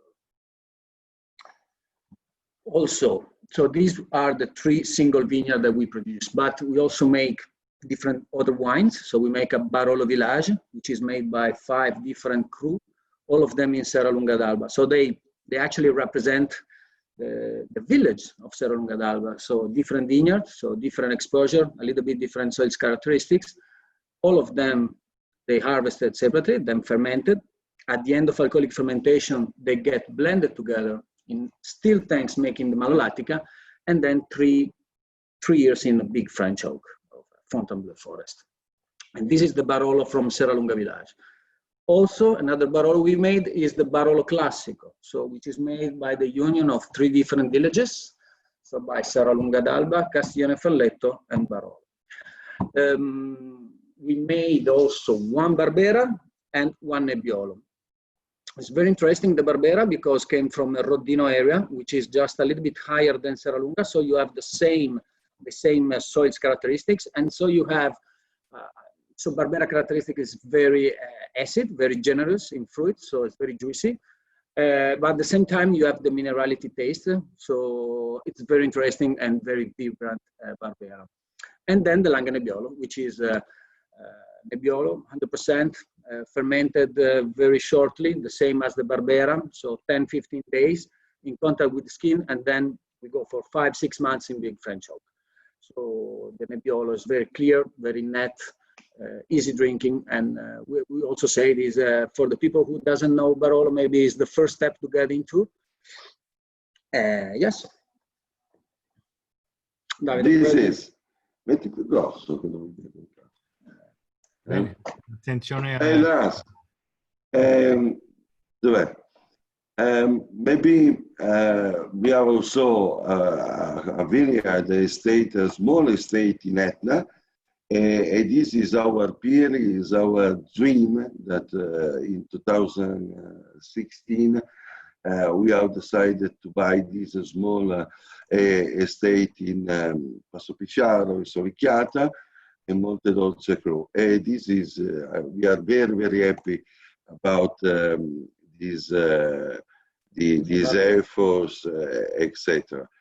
And this is our life, our story, and our idea for the future.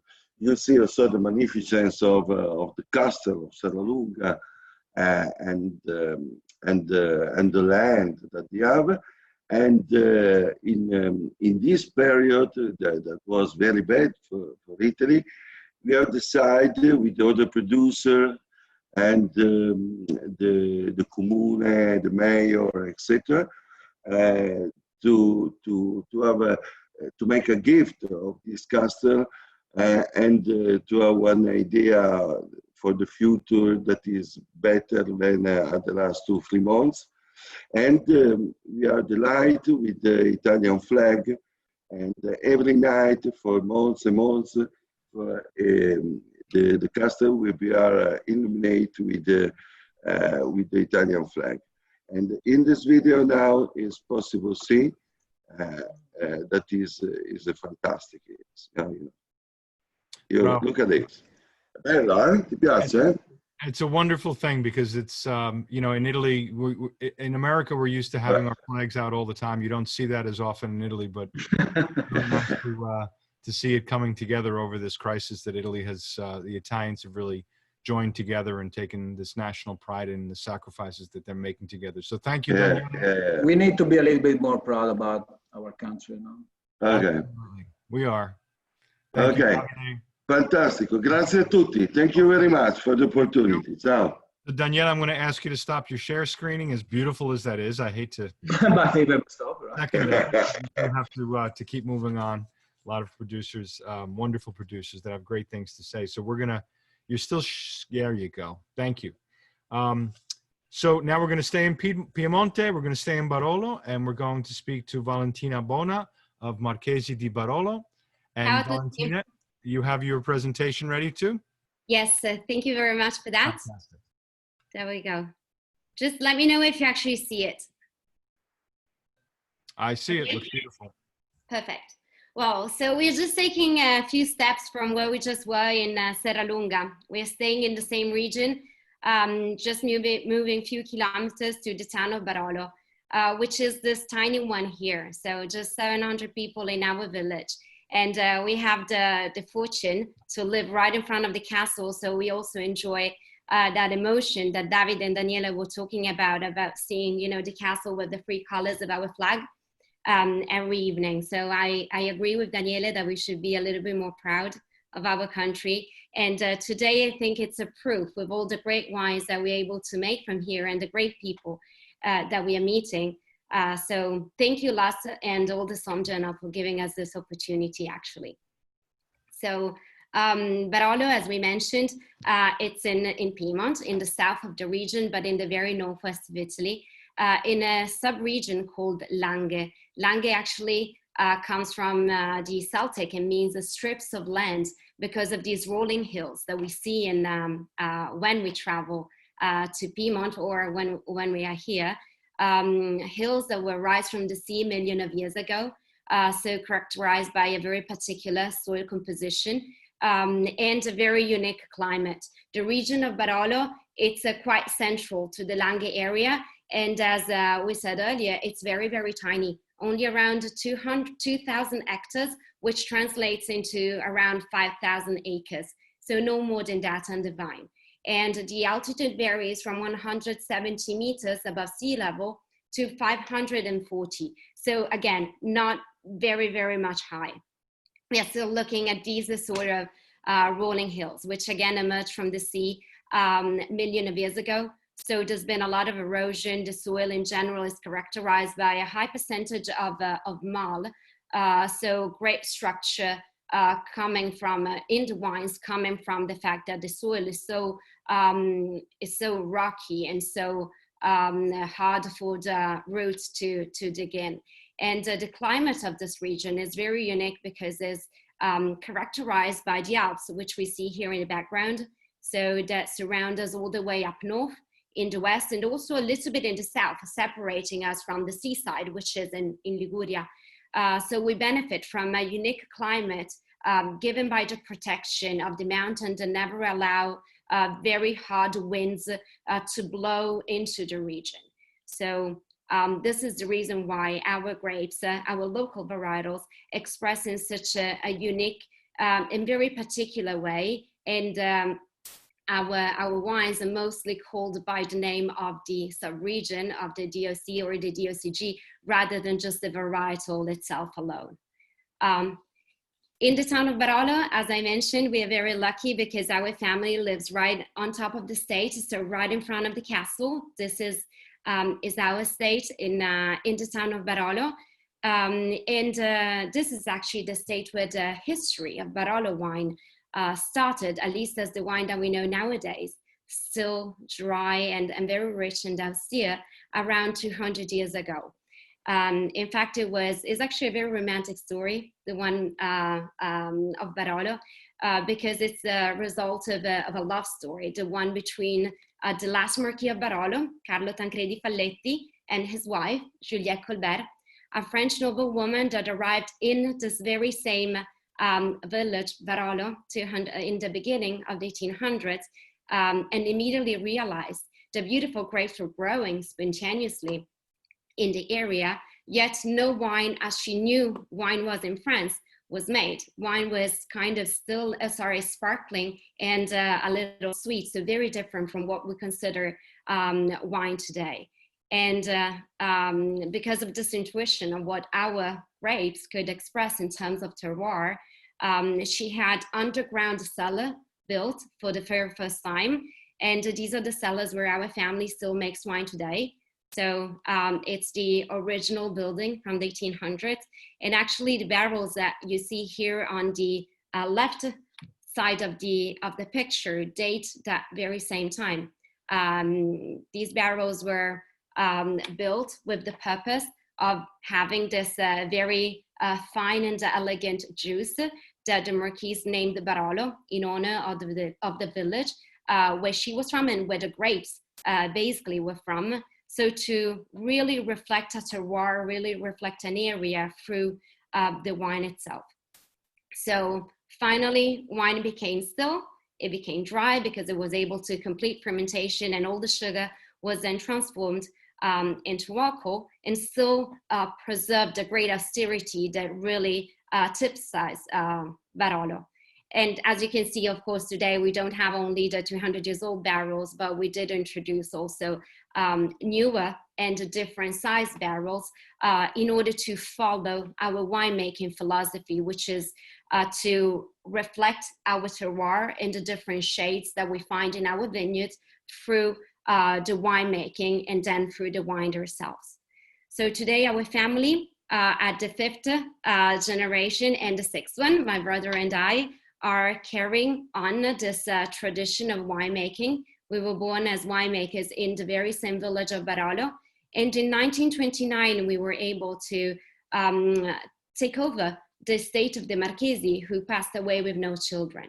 So it's a double history, the one behind Marchesi di Barolo, the one of the Marchesi di Barolo themselves, and the one of our family, which today is traveling the world and traveling our area to show it through the different wines that we make.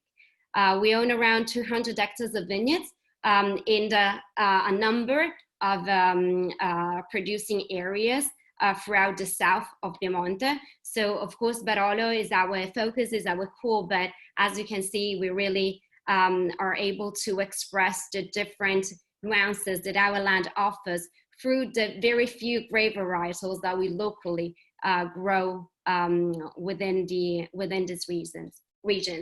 And our winemaking philosophy starts from the vineyards. So the biggest lesson that we follow is to respect the biodiversity of our area and know our grapes, know the terroir, know how each vineyard has been managed through the years in order to respect the expression that this can show. So maintain and enhance the characteristic of that grape, of that vineyard through every single wine. In fact, from the village of Barolo, my mom and dad around 40 years ago, when they got married, they decided to plant Barbera. This vineyard that we see here in the picture is Pallagallo, so right in front of our home, of our cellar, in the very heart of Barolo. As you can see, a very steep vineyard, which back in the days was used for growing Barbera too. So they went back to our roots as Piemontese producers, and they started growing a Barbera again after many years of having Nebbiolo in that vineyard. And the result is an extraordinary expression of what Barbera can be. Barbera, we mentioned this, well, not we, but Daniele, Roberto mentioned this earlier. It's one of the most known and widespread varietals of the area that shows great acidity, but it's quite simple. It's considered like the everyday wine for Piemontese people. If grown in very special terroirs, as the one that we saw before and that we are seeing right now in Pallagallo, it can really show beautiful results of complexity and strength because of what it gets from the soil. The soil of Pallagallo, it's quite rocky, so the roots have to dig in quite a bit, and therefore we have this greater expression of an everyday wine, so that we can still have an everyday special day. While looking at Nebbiolo, of course, is the grape varietal that it's the most demanding one in terms of soil type and climate, so in terms of terroir, and is actually, in fact, the grape varietal that shows the majority of wines that bring out really the nature of the terroir itself. In fact, wherever Nebbiolo grows, for the most part, we don't see on the label the name Nebbiolo, but we see rather the name of the area as Gemme, Gattinara, Lessona, if we're looking up in the north, or Barbaresco and Barolo down in the Langhe area. And Barbaresco and Barolo, as you can see, are quite close by. They're just like 25 kilometers between one and the other, which translates into less than half an hour driving. But yet the terroir is so different that the same grape would give two different GOCG. In Barolo, which is this area that David and Daniele were explaining, made of 11 different towns, being Barolo Serralunga and Castiglione Falletto, the only 3 100% inside of the appellation area, while all the other 8 villages are just like a portion of the villages is within the DOCG, and characterized by what we were saying earlier, this unique soil and climate situation, with the Alps being so close, and this altitude that varies from 170 meters above sea level all the way to 540. Just to give you an idea about the richness of this tiny DOCG, again, we're looking at around 2,000 hectares, so not really that much, but yet 170 single vineyards, 181 different MGAs, menzioni geografiche aggiuntive, so opportunities of showing a single expression of Barolo, either from a single vineyard or from one of the 11 communes in which you can actually grow Nebbiolo and make Barolo wine. Ideally, just to give you a little bit of a background here, we can divide this area into 2: younger soil on the northwest of the region, coming from dating back to the Tertullian era, so from 7 to 11 million of years ago, basically. So still showing a quite nice amount of sand within the vineyards themselves, and some rockier soils here in the southeast of the region, so exactly where Serralunga is. Some more complex vineyards here, definitely less sand, more clay, more limestone, more challenge for the vines to dig in and find some nutrients, so more strength in the wine, just as Davide was saying. Barolo town is kind of in the middle of this region, so benefits from both type of soils. And looking at just the town of Barolo, actually, we are looking at a little valley. Barolo means in our ancient dialect a low-rise place, because it's one of the lowest villages within the region. So we are surrounded not just by the Alps, which are surrounding all the Langhe area, but also by the higher hills of La Morra, of Monforte, of Serralunga, which are kind of cuddling the town of Barolo, allowing an even more particular type of climate here. And the vineyards that our family vinifies as single ones are all within this commune. So very, very close by, yet very, very different one from the other.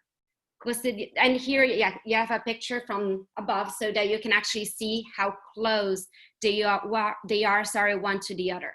Yet Coste di Rose is probably one of the most sandy soils vineyard that we find, not just within Barolo town, but within the region of Barolo.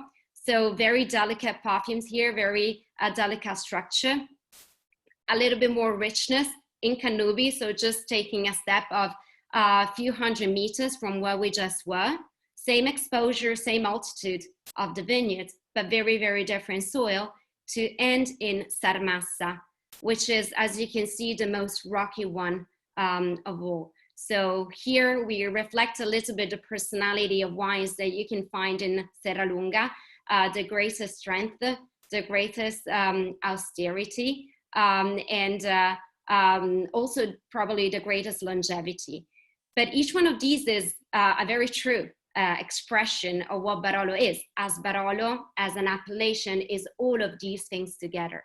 So our family already since many years decided to show, sorry, I will back up a second, decided to show an expression of Barolo that could synthesize this richness, this diversity in just one wine. Our Barolo del Comune di Barolo is one of those MGAs, Menzione Geografica Aggiuntiva, which stays at the commune level. So it includes all vineyards that we own within the town of Barolo. And as we just saw, vineyards that vary very much one from the other in terms of terroir. So this is a very classic expression of what a Barolo can be, as Barolo was born originally as a blend of Nebbiolo, but from different sites within the region. So a very generous expression that gives an idea of this low-rise place sitting at the middle of the two sub-regions, Tortonian and Helvetian. While looking at just the single vineyards, of course, we have very particular expressions, very particular performances. I chose Sarmassa for as an interpretation that reflects our personality the most, probably because it's the most challenging vineyard that we are facing with. So one of those positions that was always considered to be super appropriate in order to show the identity of Barolo that we all picture, a Barolo that has very, very long life, that even, you know, in the today in the youngest year can show great, but can really, really last long forever. And that shows the strength and the challenges that every day we have to deal with when it comes to making these wines. Of course, our harvest is 100% handpicked, and as it is within the region. And this vineyard is quite steep, so you can definitely imagine the challenges. And it's also one of the single vineyards that is giving us the greatest opportunities to show what Barolo can be in different moments because of this greater long-lasting experience that can provide once in the bottle. So we recently came up with this 10-year edition of it. So a 10-year release that comes out of the winery only on the decade from the harvest. Fantastico. Okay, I won't go too long because I know that we. Thank you very much, Valentina. That's very much appreciated. Thank you. So and now, just to end, our winery is imported in United States by Frederick Wellman, which represents us throughout the all the states. And of course, we are all looking forward to coming out to from this very dark tunnel in which we all were, and the the enthusiasm of opening again this weekend, as well as Davide. It's so much that we really can't wait to see some smiles again coming in the winery. amen. We can't wait for you to have some American smiles. We all want to be there. So thank you for answering that importer question. And Daniela, you guys in the U.S. are with, I forgot to ask you guys before, you're with Vias, correct? You're muted. Okay, I got it. Yes, we are with Vias Import.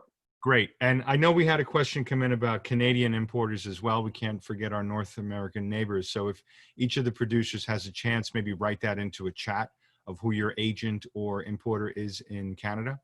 Because we're going to keep moving on here, and we're going to go up to Verona, and we're going to speak very much with Sandro Boscaini from Masi.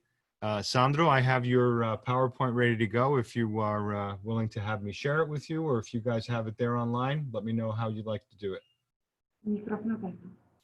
No, it's open. Hello to everybody. Can you hear me? Yes, we can hear you great. So, great. I present myself, Sandro Boscaini, and representing sixth generation from my family from the time 1772, when my family bought the Vaio di Masi estate. From there, the following story of the company that now it represents a own vineyard in a different sites in a Valpolicella classic area, and you can see the PowerPoint if you have. Yes, here. absolutely. I will put that up right away. There we go. Okay, go. Next. Yep. As soon as I figure out how. There we go. Yeah, the family, myself, my brother, two brothers, and son and of both. Okay, go. Next. Okay. So what you see is the Gruppo Tecnico Masi, the technician group of Masi, 13 person, very professional on viticulture, winemaking, quality control, and marketing, and are responsible of our wines production. Next, our center of headquarter of the villa, of our vineyards and our place in Valpolicella Classico. Next, and Serrego Righieri Estates is one of the largest single estate in Valpolicella Classica, and owning some of the best vineyard sites. Next, another of our viticulture and growing olive oil in the area close to the Lake of Garda. Next. A view of vineyard sites in the hill of Valpolicella. And by the way, the soil there, you can see here Mazzano vineyard, one of the best, our single vineyard. The soil limestone, as in fact is together with the volcanic soil in the Valpolicella Classic hillside area, when in the foot of the hill we have calcareous sediments, and on the valley we have alluvional soil. Here another vision of San Ciriaco, another vineyard site in the hills. Next. Next, please. Another view of the vineyard, go.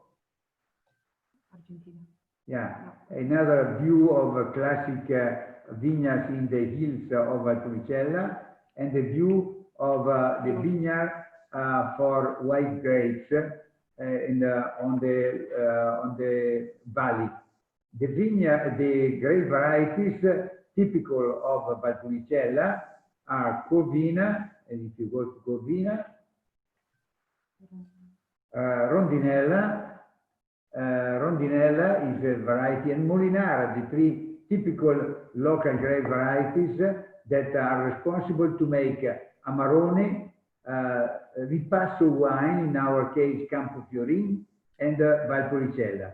The winemaking method they make unique Valpolicella wines is the appassimento, the drying of the grapes, and you see here how careful we dry the grapes in the usually in the small old houses in the hillside where the temperature and the climatic conditions are perfect. And you see here another vision of view of the arella, which is the bamboo racks that dry grapes in one of our typical and old, in this case, place for drying. Next. Then the wine, when it's made with after the drying grapes, and is Amarone, and the Amarone is got to be aged or mature in a large cask, as you can see here, from 600 to 900 hectoliter. Next.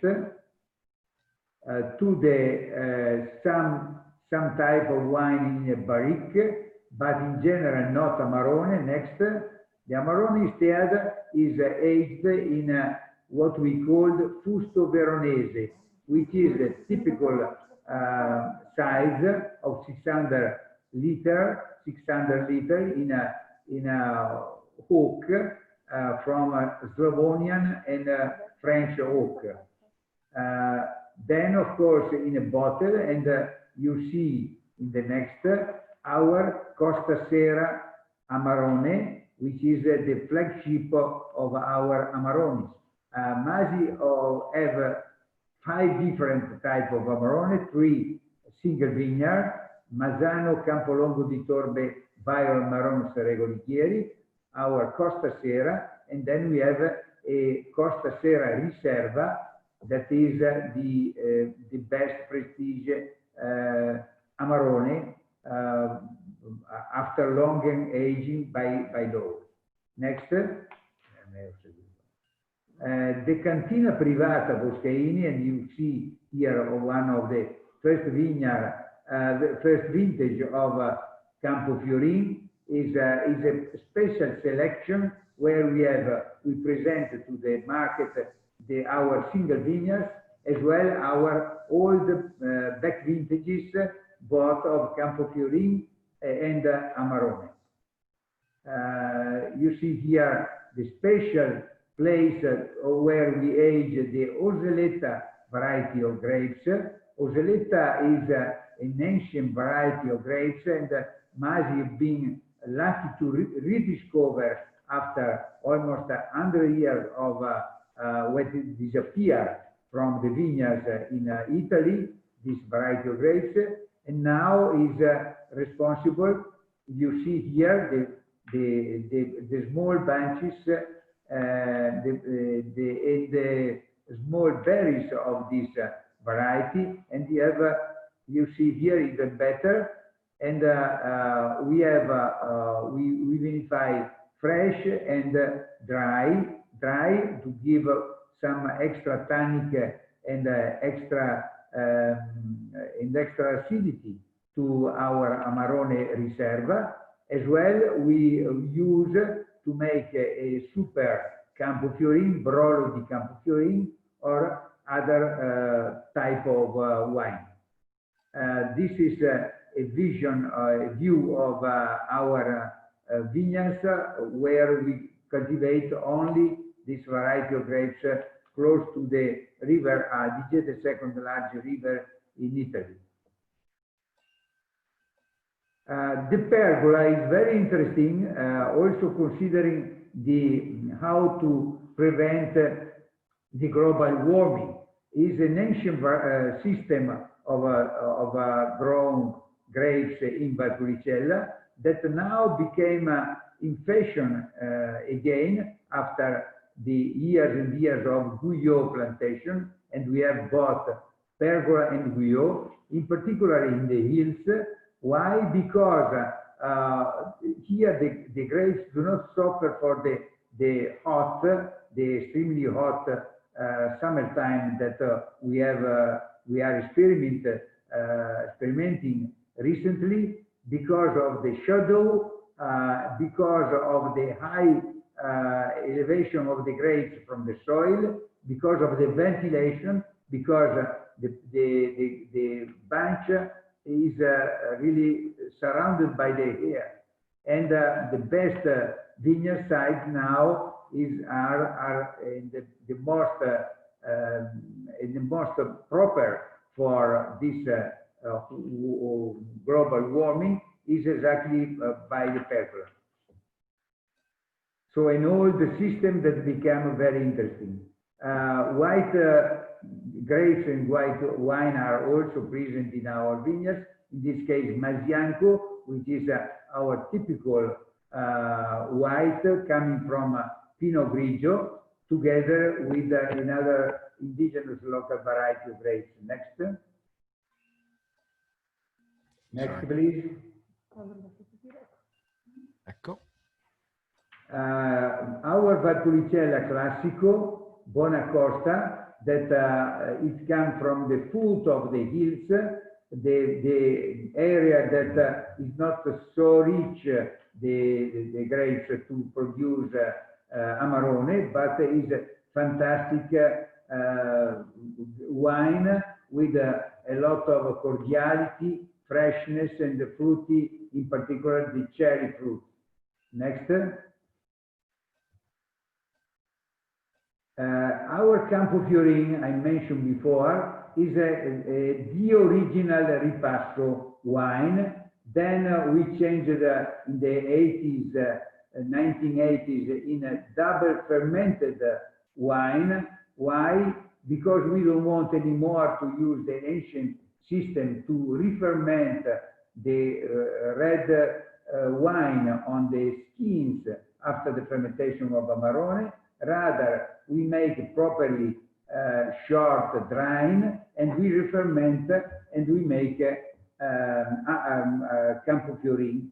Now the two Amarones, Costa Sera, and as I said before, with the longer aging and with the presence of the variety of grapes Orseletta, is the Riserva of Costa Sera, the black label that you see now, which is the super Costa Sera Riserva. By law, need an extra year of aging and a higher dry extract. Please, next. The Mazzano is one of our cru single vineyard wines, high in the hill with the name of the location, Mazzano. And we have, as I said, three of these vineyards, Mazzano, Campolongo di Torbe, and Valle Marron, well known, small production, and very well accepted in the market everywhere, with a long tradition of a high score. Please. And Tenuta Canova is one of the places where we do our Masi wine experience, making wine and food pairing, testing of wine, and with our wine bar, we present local products with our wines combined with our wines. Yeah, and this is one example, for example, where we manage this very difficult moment of a virus, with the virus. A Casa con Masi is our project. Is a project on and offline, and we present different activities. Online activities, live testing with Instagram, cooking classes, food and wine pairing, online sales, and offline, the delivery and takeaway from our Canova place. We are at the end, I think. Yes, that was the last slide. Okay. And thank you for this opportunity you gave to us. Grazie, maestro. Bravo. Bravo. Okay, so now we go up to toward the tip of the border of Italy with Laura Felluga, who's the granddaughter of the founder Livio Felluga, who's going to speak to us. Are you live in Cormons, Laura? I'm live in Cormons, here in the north. It's dark. It's dinner time, and they're kicking me out of the winery. I'm so sorry. I'm gonna have to be very quick.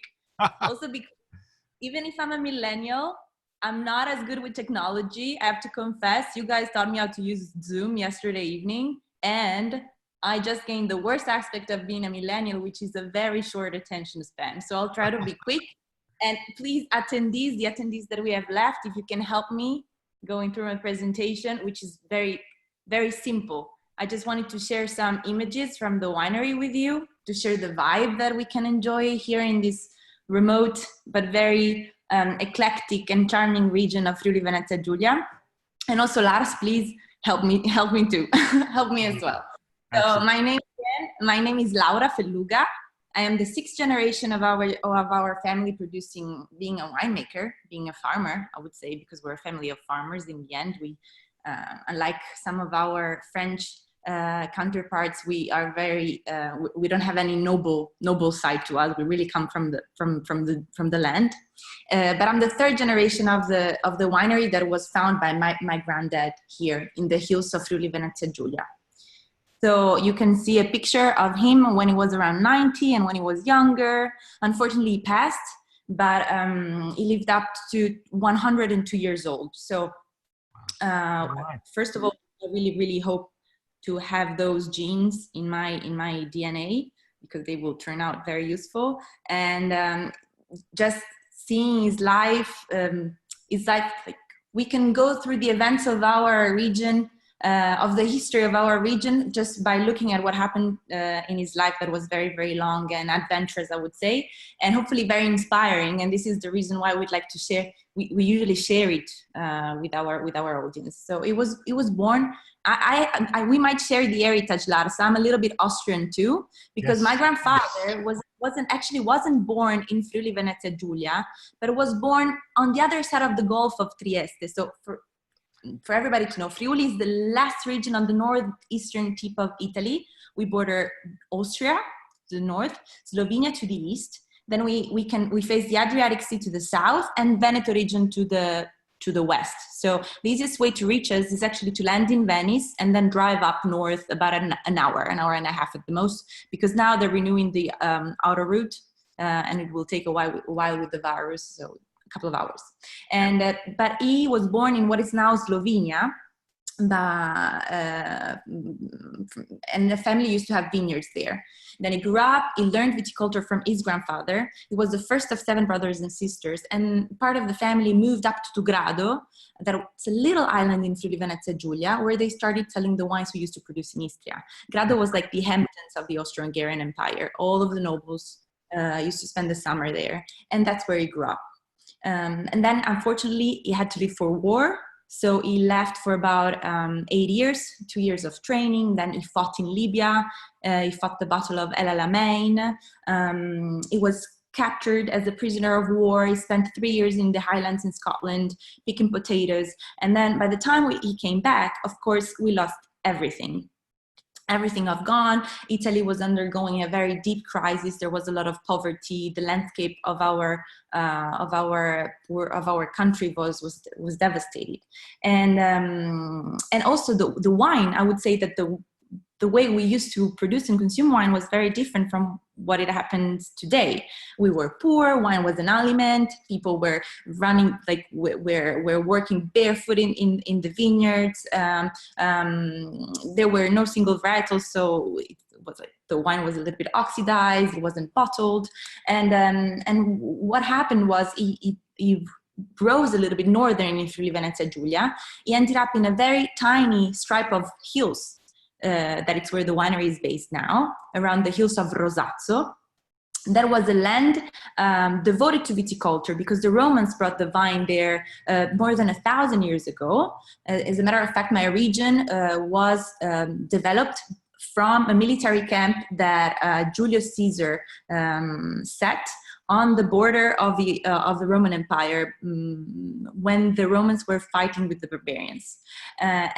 And this military camp became Forum Iuli, and that is the town of Cividale, where my region, Friuli, takes its name from. So Rosazzo, the vine was brought to Rosazzo from the Romans, but when my granddad came back, it was devastated. It was a little bit forgotten. So he had this vision of, this very daring vision, an intuition of buying and restoring the ancient plots, to produce wine of quality. It was everybody thought it was crazy. Of course, he had no money, so he started asking for loans to banks that would refuse him the money. Industry was developing, so most of the farmers were willing to leave the land and go working in the factories. The owners of the land were nobles, and they didn't see any interest. They didn't know how to cultivate it. So what he did was finally found somebody that would, finance his project, and he started buying and restoring bits and plots of vineyards in Rosazzo. I have to say, going back to my region, I have to say this is a region that is very diverse, not only from an historical perspective, from a cultural perspective, from a geographical perspective. We have the Alps, we have the flatlands, we have this tiny stripe of land, we have the seaside. We spoke Friulian, that is very similar to French, because we've been invaded by, we still are a land of border, and throughout our history we've been invaded by everybody. The Romans came, Venetian came, Napoleon came and invaded us and brought to us some of our most beloved varietals as Merlot, which we call Merlot, and Sauvignon, that we consider actually local in our region. we have Germanic varietals like Riesling. We have there's plenty. There's a lot of diversity in language, cuisine, culture, and landscape. And it's what makes our region so difficult to convey, I would say, and also so interesting. So finally, got to go to Rosazzo, and he did another thing. Its driving force was intuition. So he just felt what he needed to do, and he risked a lot. And what he did was he bottled and labeled the first vintage in 1956, and actually since in 2005 we had the 50th anniversary of our map label. We reprinted some of those. So what he did, like back in the day, not many used to bottle, and it was very rare to label. But since he wanted to, I would say, the style of winemaking was to put the land at the very first place and to convey a sense of place. This was his vision for its wines: precision, attention to detail, a reflection of the terroir. And so what he did is he chose an ancient map of the area, that is the one you can see on your right, and he turned it into our label. And this was his way to speak to the consumer, even if he wasn't there. And for this, it was considered kind of pioneeristic, and it's considered one of the patriarch of our region, because it really helped reshaping the wine industry of this area in the way we know it now. What else can I say? Maybe if we scroll down, Lars, I don't know if I put some nice imagery. So yes, exactly. If you really is that up there in the top and northeastern corner. And then maybe there's a few other pictures of the estate. So this is actually, you can see the hills, the stripes of hills are spread between two appellations: Colli Orientali, the eastern hills, and Collio.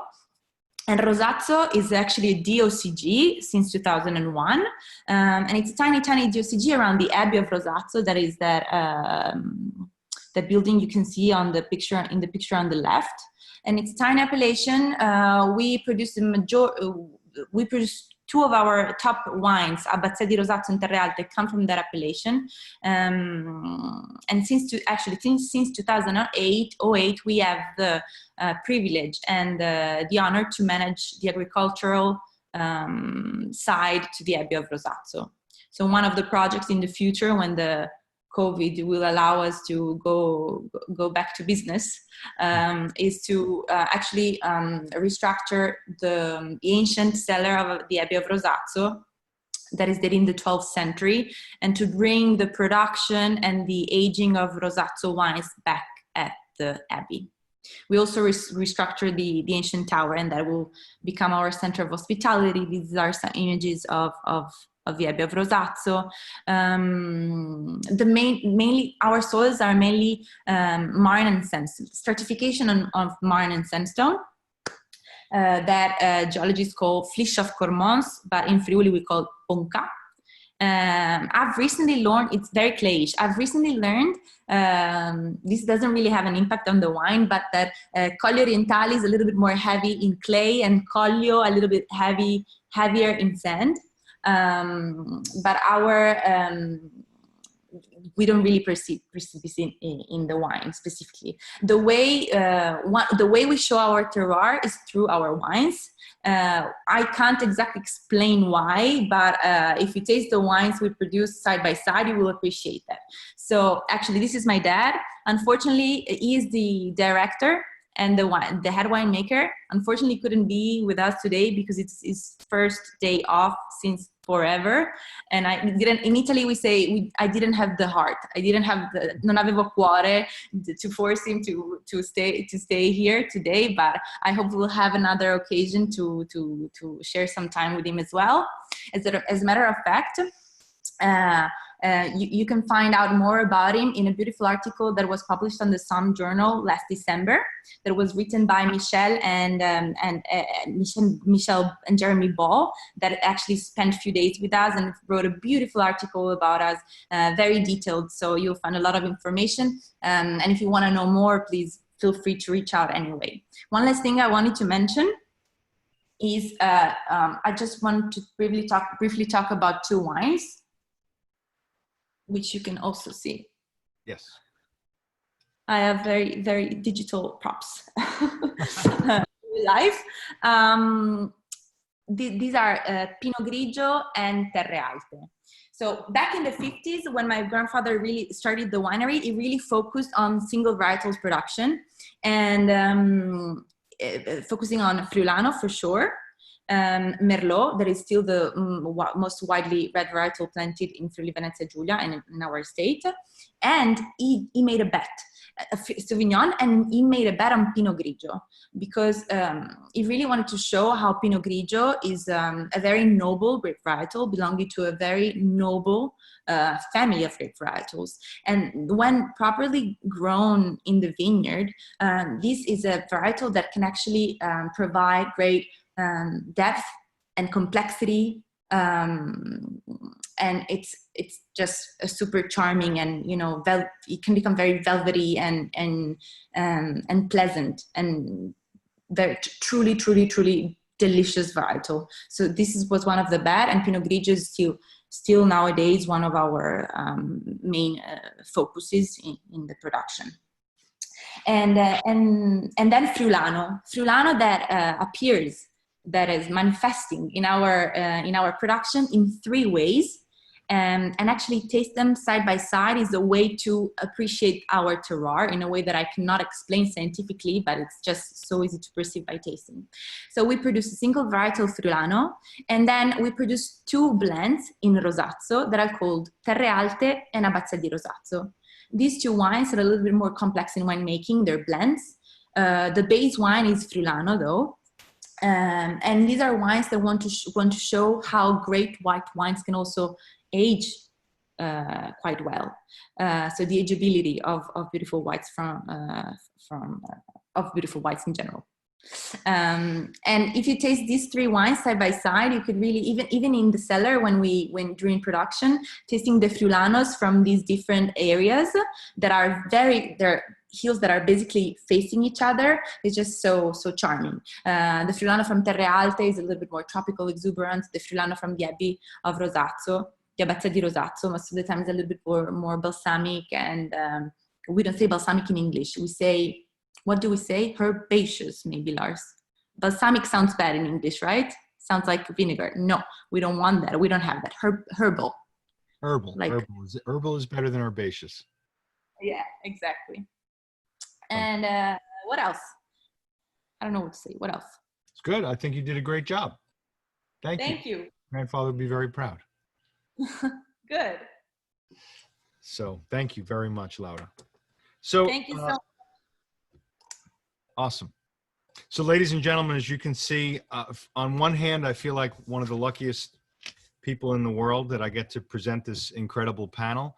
I also feel like one of the unluckiest people because I have to cut them short and cut down the time because there's so much wealth and knowledge and sharing that they all have to offer. And I also want to thank all of our listeners for tuning in and being very patient over these last 2.5 hours. This has been a marathon, but I hope it's brought a lot of information to you. I remind you that it's been recorded and it's going to be on the SomCon USA as well as the Som Journal websites, as well as I'd like to hope the sites of many of the importers and producers here. Speaking about importers, Laura, you are with MMD, correct? Your importer? Correct. Marks and Domains. And I think we neglected to mention that Masi is with Santa Margherita, correct? So we've got the importers covered there. Second thing I wanted to do, just a little bit of housekeeping, is to remind everybody, if you have had a subscription to the Som Journal and it went to your place of work, which may have changed or may be closed, please let us know and we'll just reroute that subscription to your home address. We're more than happy to do that. Just reach out and let us know. One of the other things I wanted to point out, and I almost feel like I shouldn't have to point this out because it should be the norm, but we had 9 producers on here and 6 of those presenters were incredible women in wine. And you should be very proud of that. And the other 3, I know Sandra Boscaini, your daughter is involved. Alessandra is involved on the sales end now with your estate. Of course, Igor, your boss is Christina Mariani May, which again, a fantastic woman. And Davide, I know Esther, I know Mama is listening, so I know your mother's involved in this too. So here's to the women in wine. We should raise a glass to them. And again, it should be the norm. And I think in Italy, it is the norm. And it's a wonderful thing that we should all celebrate. So again, we went long on time. So I hope you had a chance to look in at some of our producers had a chance to look at the chats. We will be addressing those. Our great tech team from SomCon is going to be collecting those questions and sending them to any of the winemakers that they were addressed to. So your questions will be answered individually. And we will address those. And I took a look at the Q&A, and I think the one that really stood out to me the most was the idea of climate change and how are wineries, winemakers, wine growers addressing that. It's again, we could go on probably for another 2 hours with that. Let's please not. But I think I'm going to do a little roll call and ask each of you to just address very briefly the idea of climate change and how you are addressing that. So Milena, if you would like to go first to touch on that. Unmute yourself. You're still muted, Milena. Okay. Okay. Could you repeat, Lars? So, the idea of climate change. Obviously, our climate I change. answer about that. How are you addressing that in the vineyards with your winemaking style? Well, I answer that since 16 years that I'm in Italy and I work in the winery, I see a change of the moment of the harvest. So mainly we hand the harvest on the beginning of November for Aglianico, with our main important red grape variety for Taurasi. Normally, in a classic harvest, we harvest on November, the beginning of November. Now, we usually finish the end of October, but it's not every day like that. But if I have to make a summary of all my harvest, yes, we harvest a bit before. It's a problem for many others areas who are not in hills, but we are on the mountain. We have a fresh area. We have a lot of water because we are in mountains. And so we don't have problem with Irpinia, our area. Our countryside has also rain enough during the winter and the spring. So we don't have problem of maturation, and we don't need to irrigate, was another of the question they asked. But we have to pay attention in other area because if it's too warm, then we harvest before, and then we the producer, the grape variety will not arrive to the maturity for the aromas.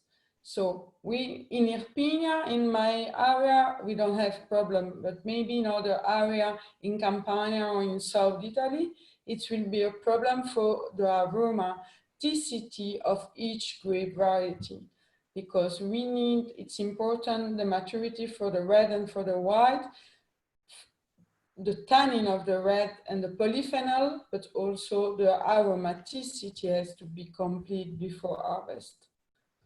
So we may be worried, and obviously the agronomy has to be continue to do research, but on each autochthone grape variety. Well, they are doing a lot of research of main grape variety, and also grape variety who resist better to main cryptogamic disease. But also we have to pay attention to the autochthone grape variety to preserve our patrimoine, our genetic patrimoine. And so that is the strength of Italian wines, is the indigenous grape varieties. That's your heritage. Yeah, in Irpinia we have really a lot of different grape variety in Campania, around 100. So grape variety that we do wine with. So we have a important ampelography system of grape variety, and we have to pay attention to keep it in the years. So in the agronomy, we try to select in the old materials and on the old vines. We have really in the winery vines of 100, 200 years old, and we try to graft in the vineyards to choose our selection, mainly for Aglianico and other grape variety like Fiano and Greco.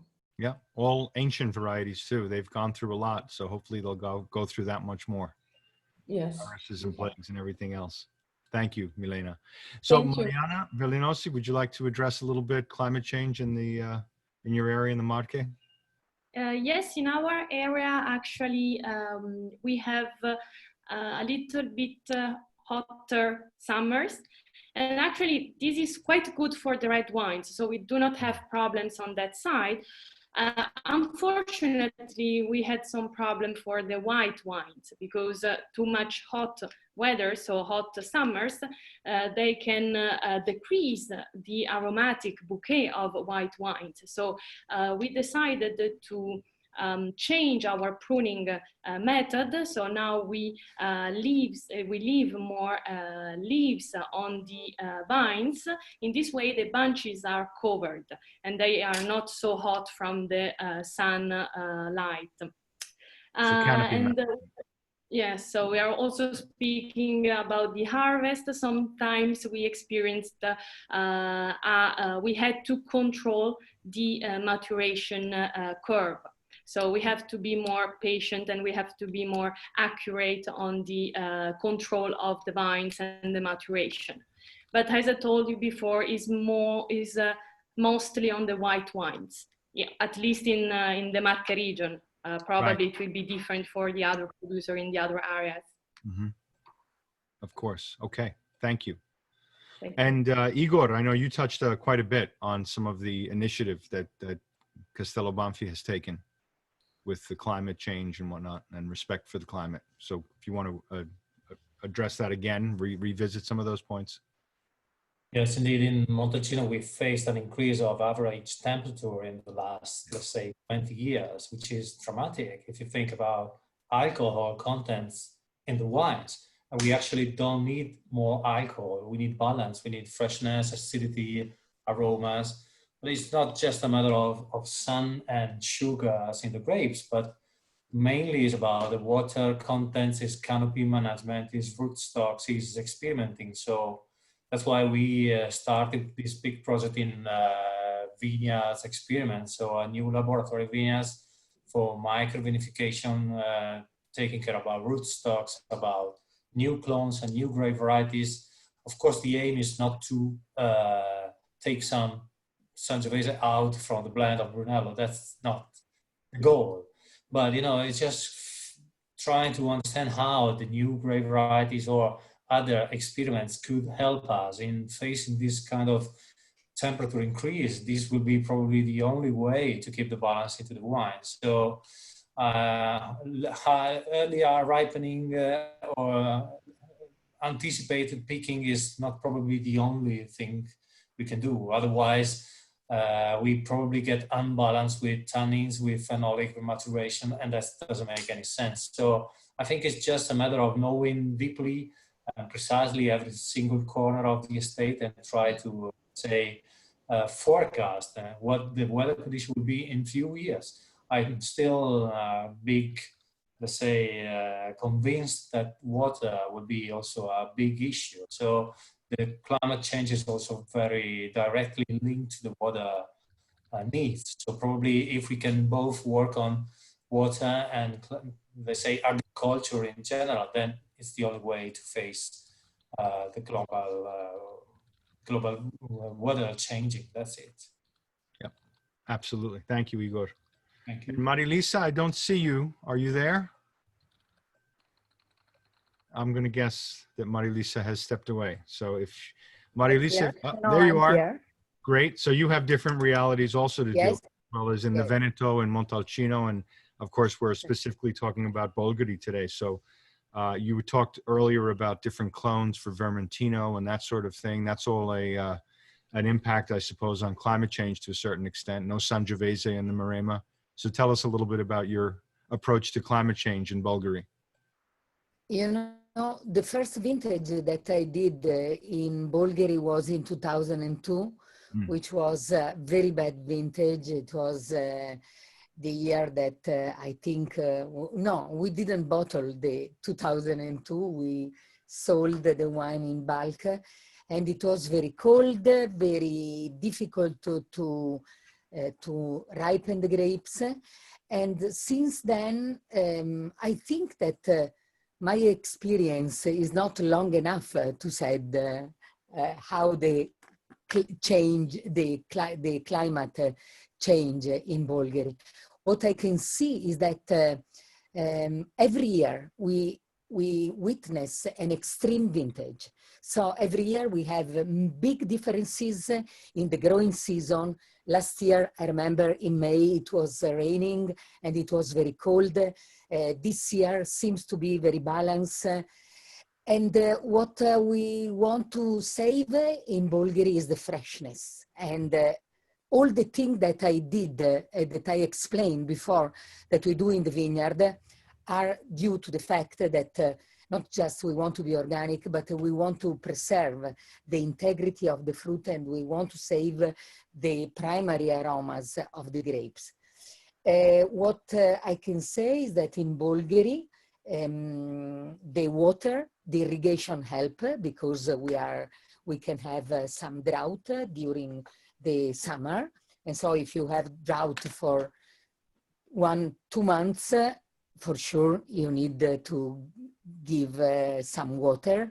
And so we have drip irrigation in all the vineyards, but sometimes even with the drip irrigation, we use the spray irrigation, because to save this freshness and to have the pH low, you need to refresh the canopy. And this is something that we do in the vineyard management. Another thing is that, for example, all our vineyards are from east to west.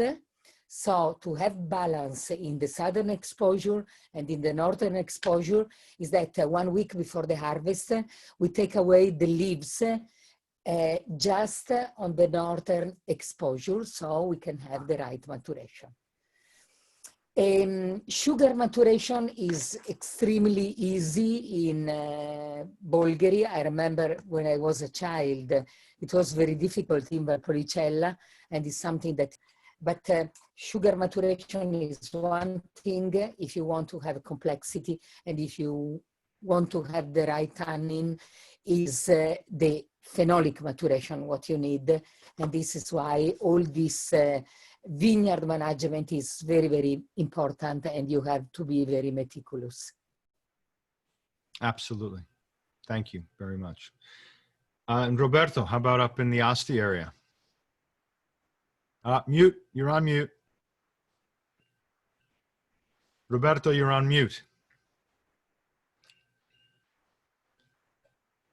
You're still on mute. No, yeah, I agree with the other panelists, and we too have also seen the harvest occurring earlier and earlier.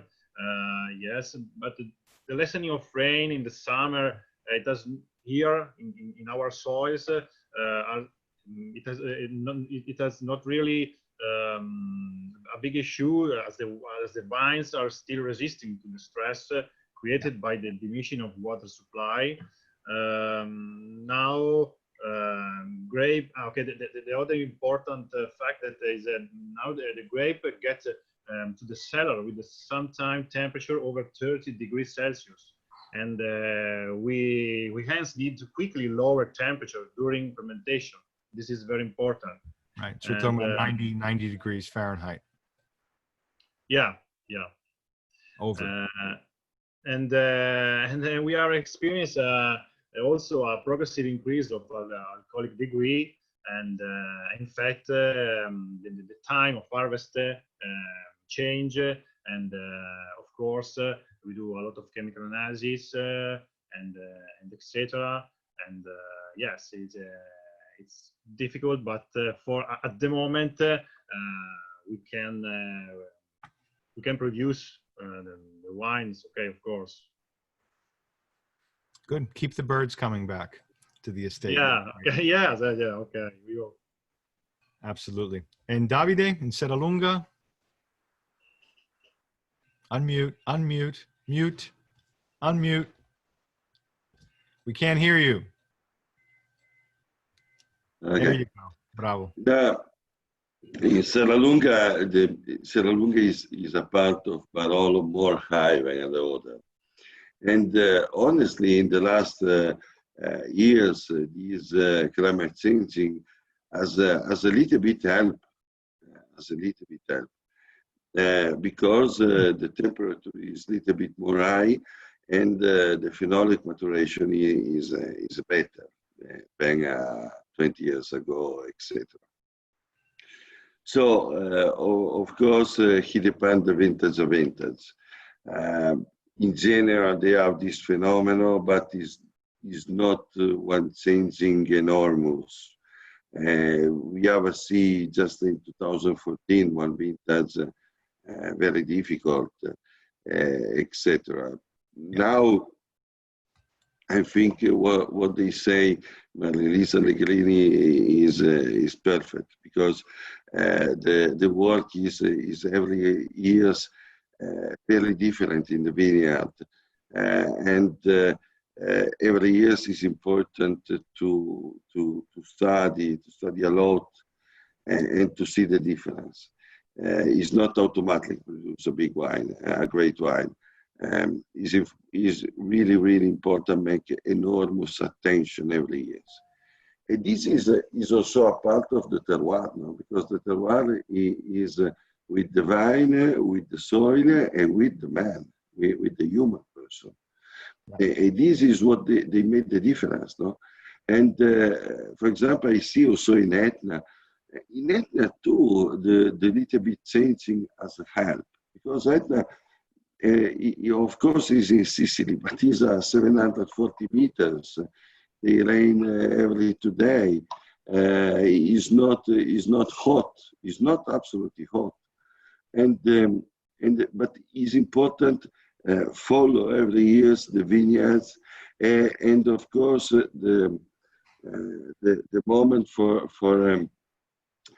the maturation, the phenolic maturation is a different. And and of course Mariana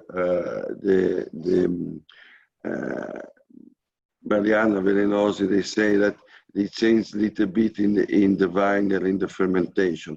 Of course, every vintage is different. Yeah. And in general, they have this little bit changing. But in my case, in my village, as a help, this. Mm-hmm. Excellent. Well, you know, Mother Nature is aptly named because all our mothers always challenge us. So, so Valentina, talk to us about your low-rise area around Barolo. Well, actually, I have to agree with most of what has been said so far. I mean, we are all facing difficulties which we didn't see before.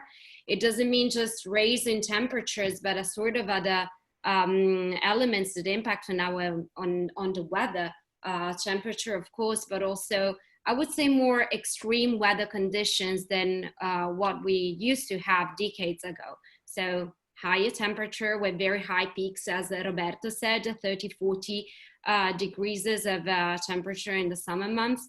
Water bombs that feels like we're in the tropics and we're not in Barolo any longer. Crazy. That are not useful because the water doesn't stay in the soil does not have the time to absorb the water. So it basically takes everything away and leaves the vine completely dry.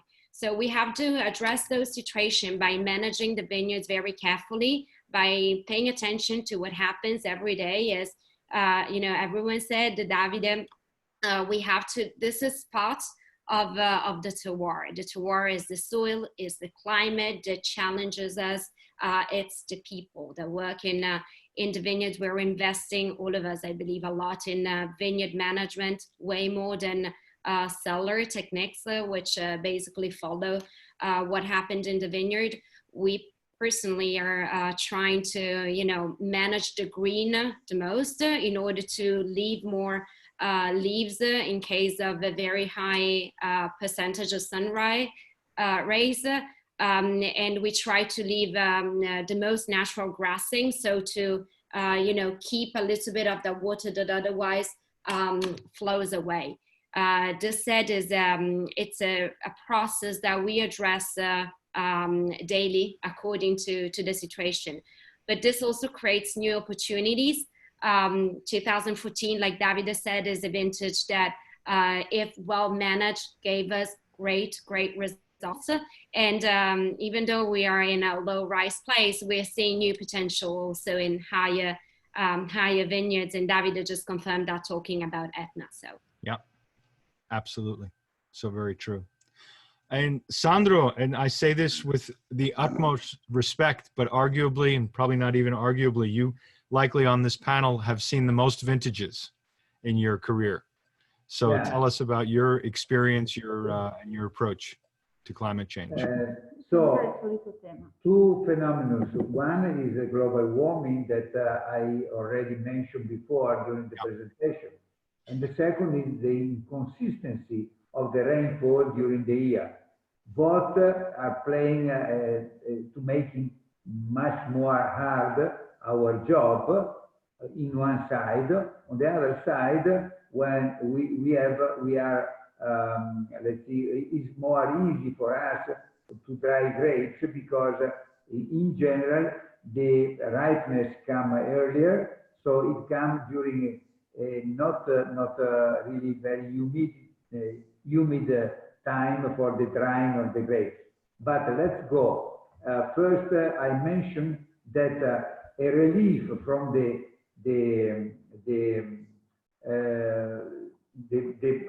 unusual warm that we have, it comes with the pergola, coming back to the old ancient when making system to trellis the grapes, the vine with the pergola, because it's a more ventilate, is a shadow that protects from the strong sunny ray the bunches, and in general we have a better maturation than on the normal Guyot.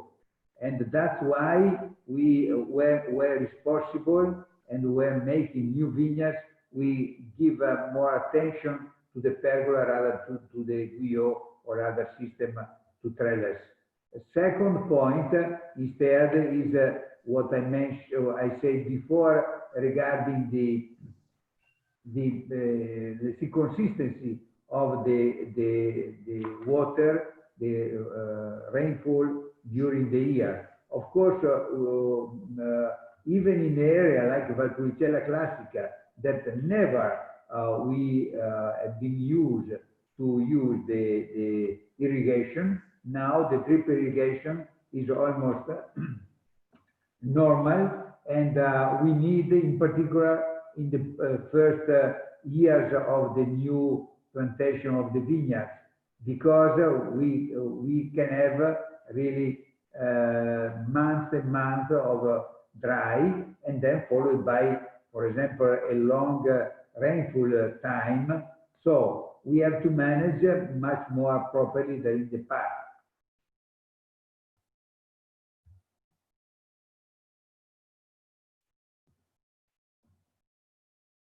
Lars, you're on mute. Thank you. Sorry. You've also got the added challenge in the Valpolicella area where you have that added season of the appassimento when the grapes are drying in the frutile. Yes, this is another point. Of course, we need the proper weather conditions during the drying, and to have a great Amarone is equally important to have great grapes at the picking time, but also proper weather condition and the climatic condition during the appassimento. So for us, it's extremely important to have good grapes, but also to have the proper, if the winter, like it was the last one, for example, is humid, warm, and fog, it's very hard to proceed with the proper appassimento. It's true that now we have much better possibility to control with the dehumidification what the method we have, for example, that is a natural appassimento super assisted. But in any case, it makes much more careful the process, and sometimes we have to manage in order not to have rot on the grapes during the long drying process that go, as I remember, from sometime last weeks in September up to the end of January, beginning of February.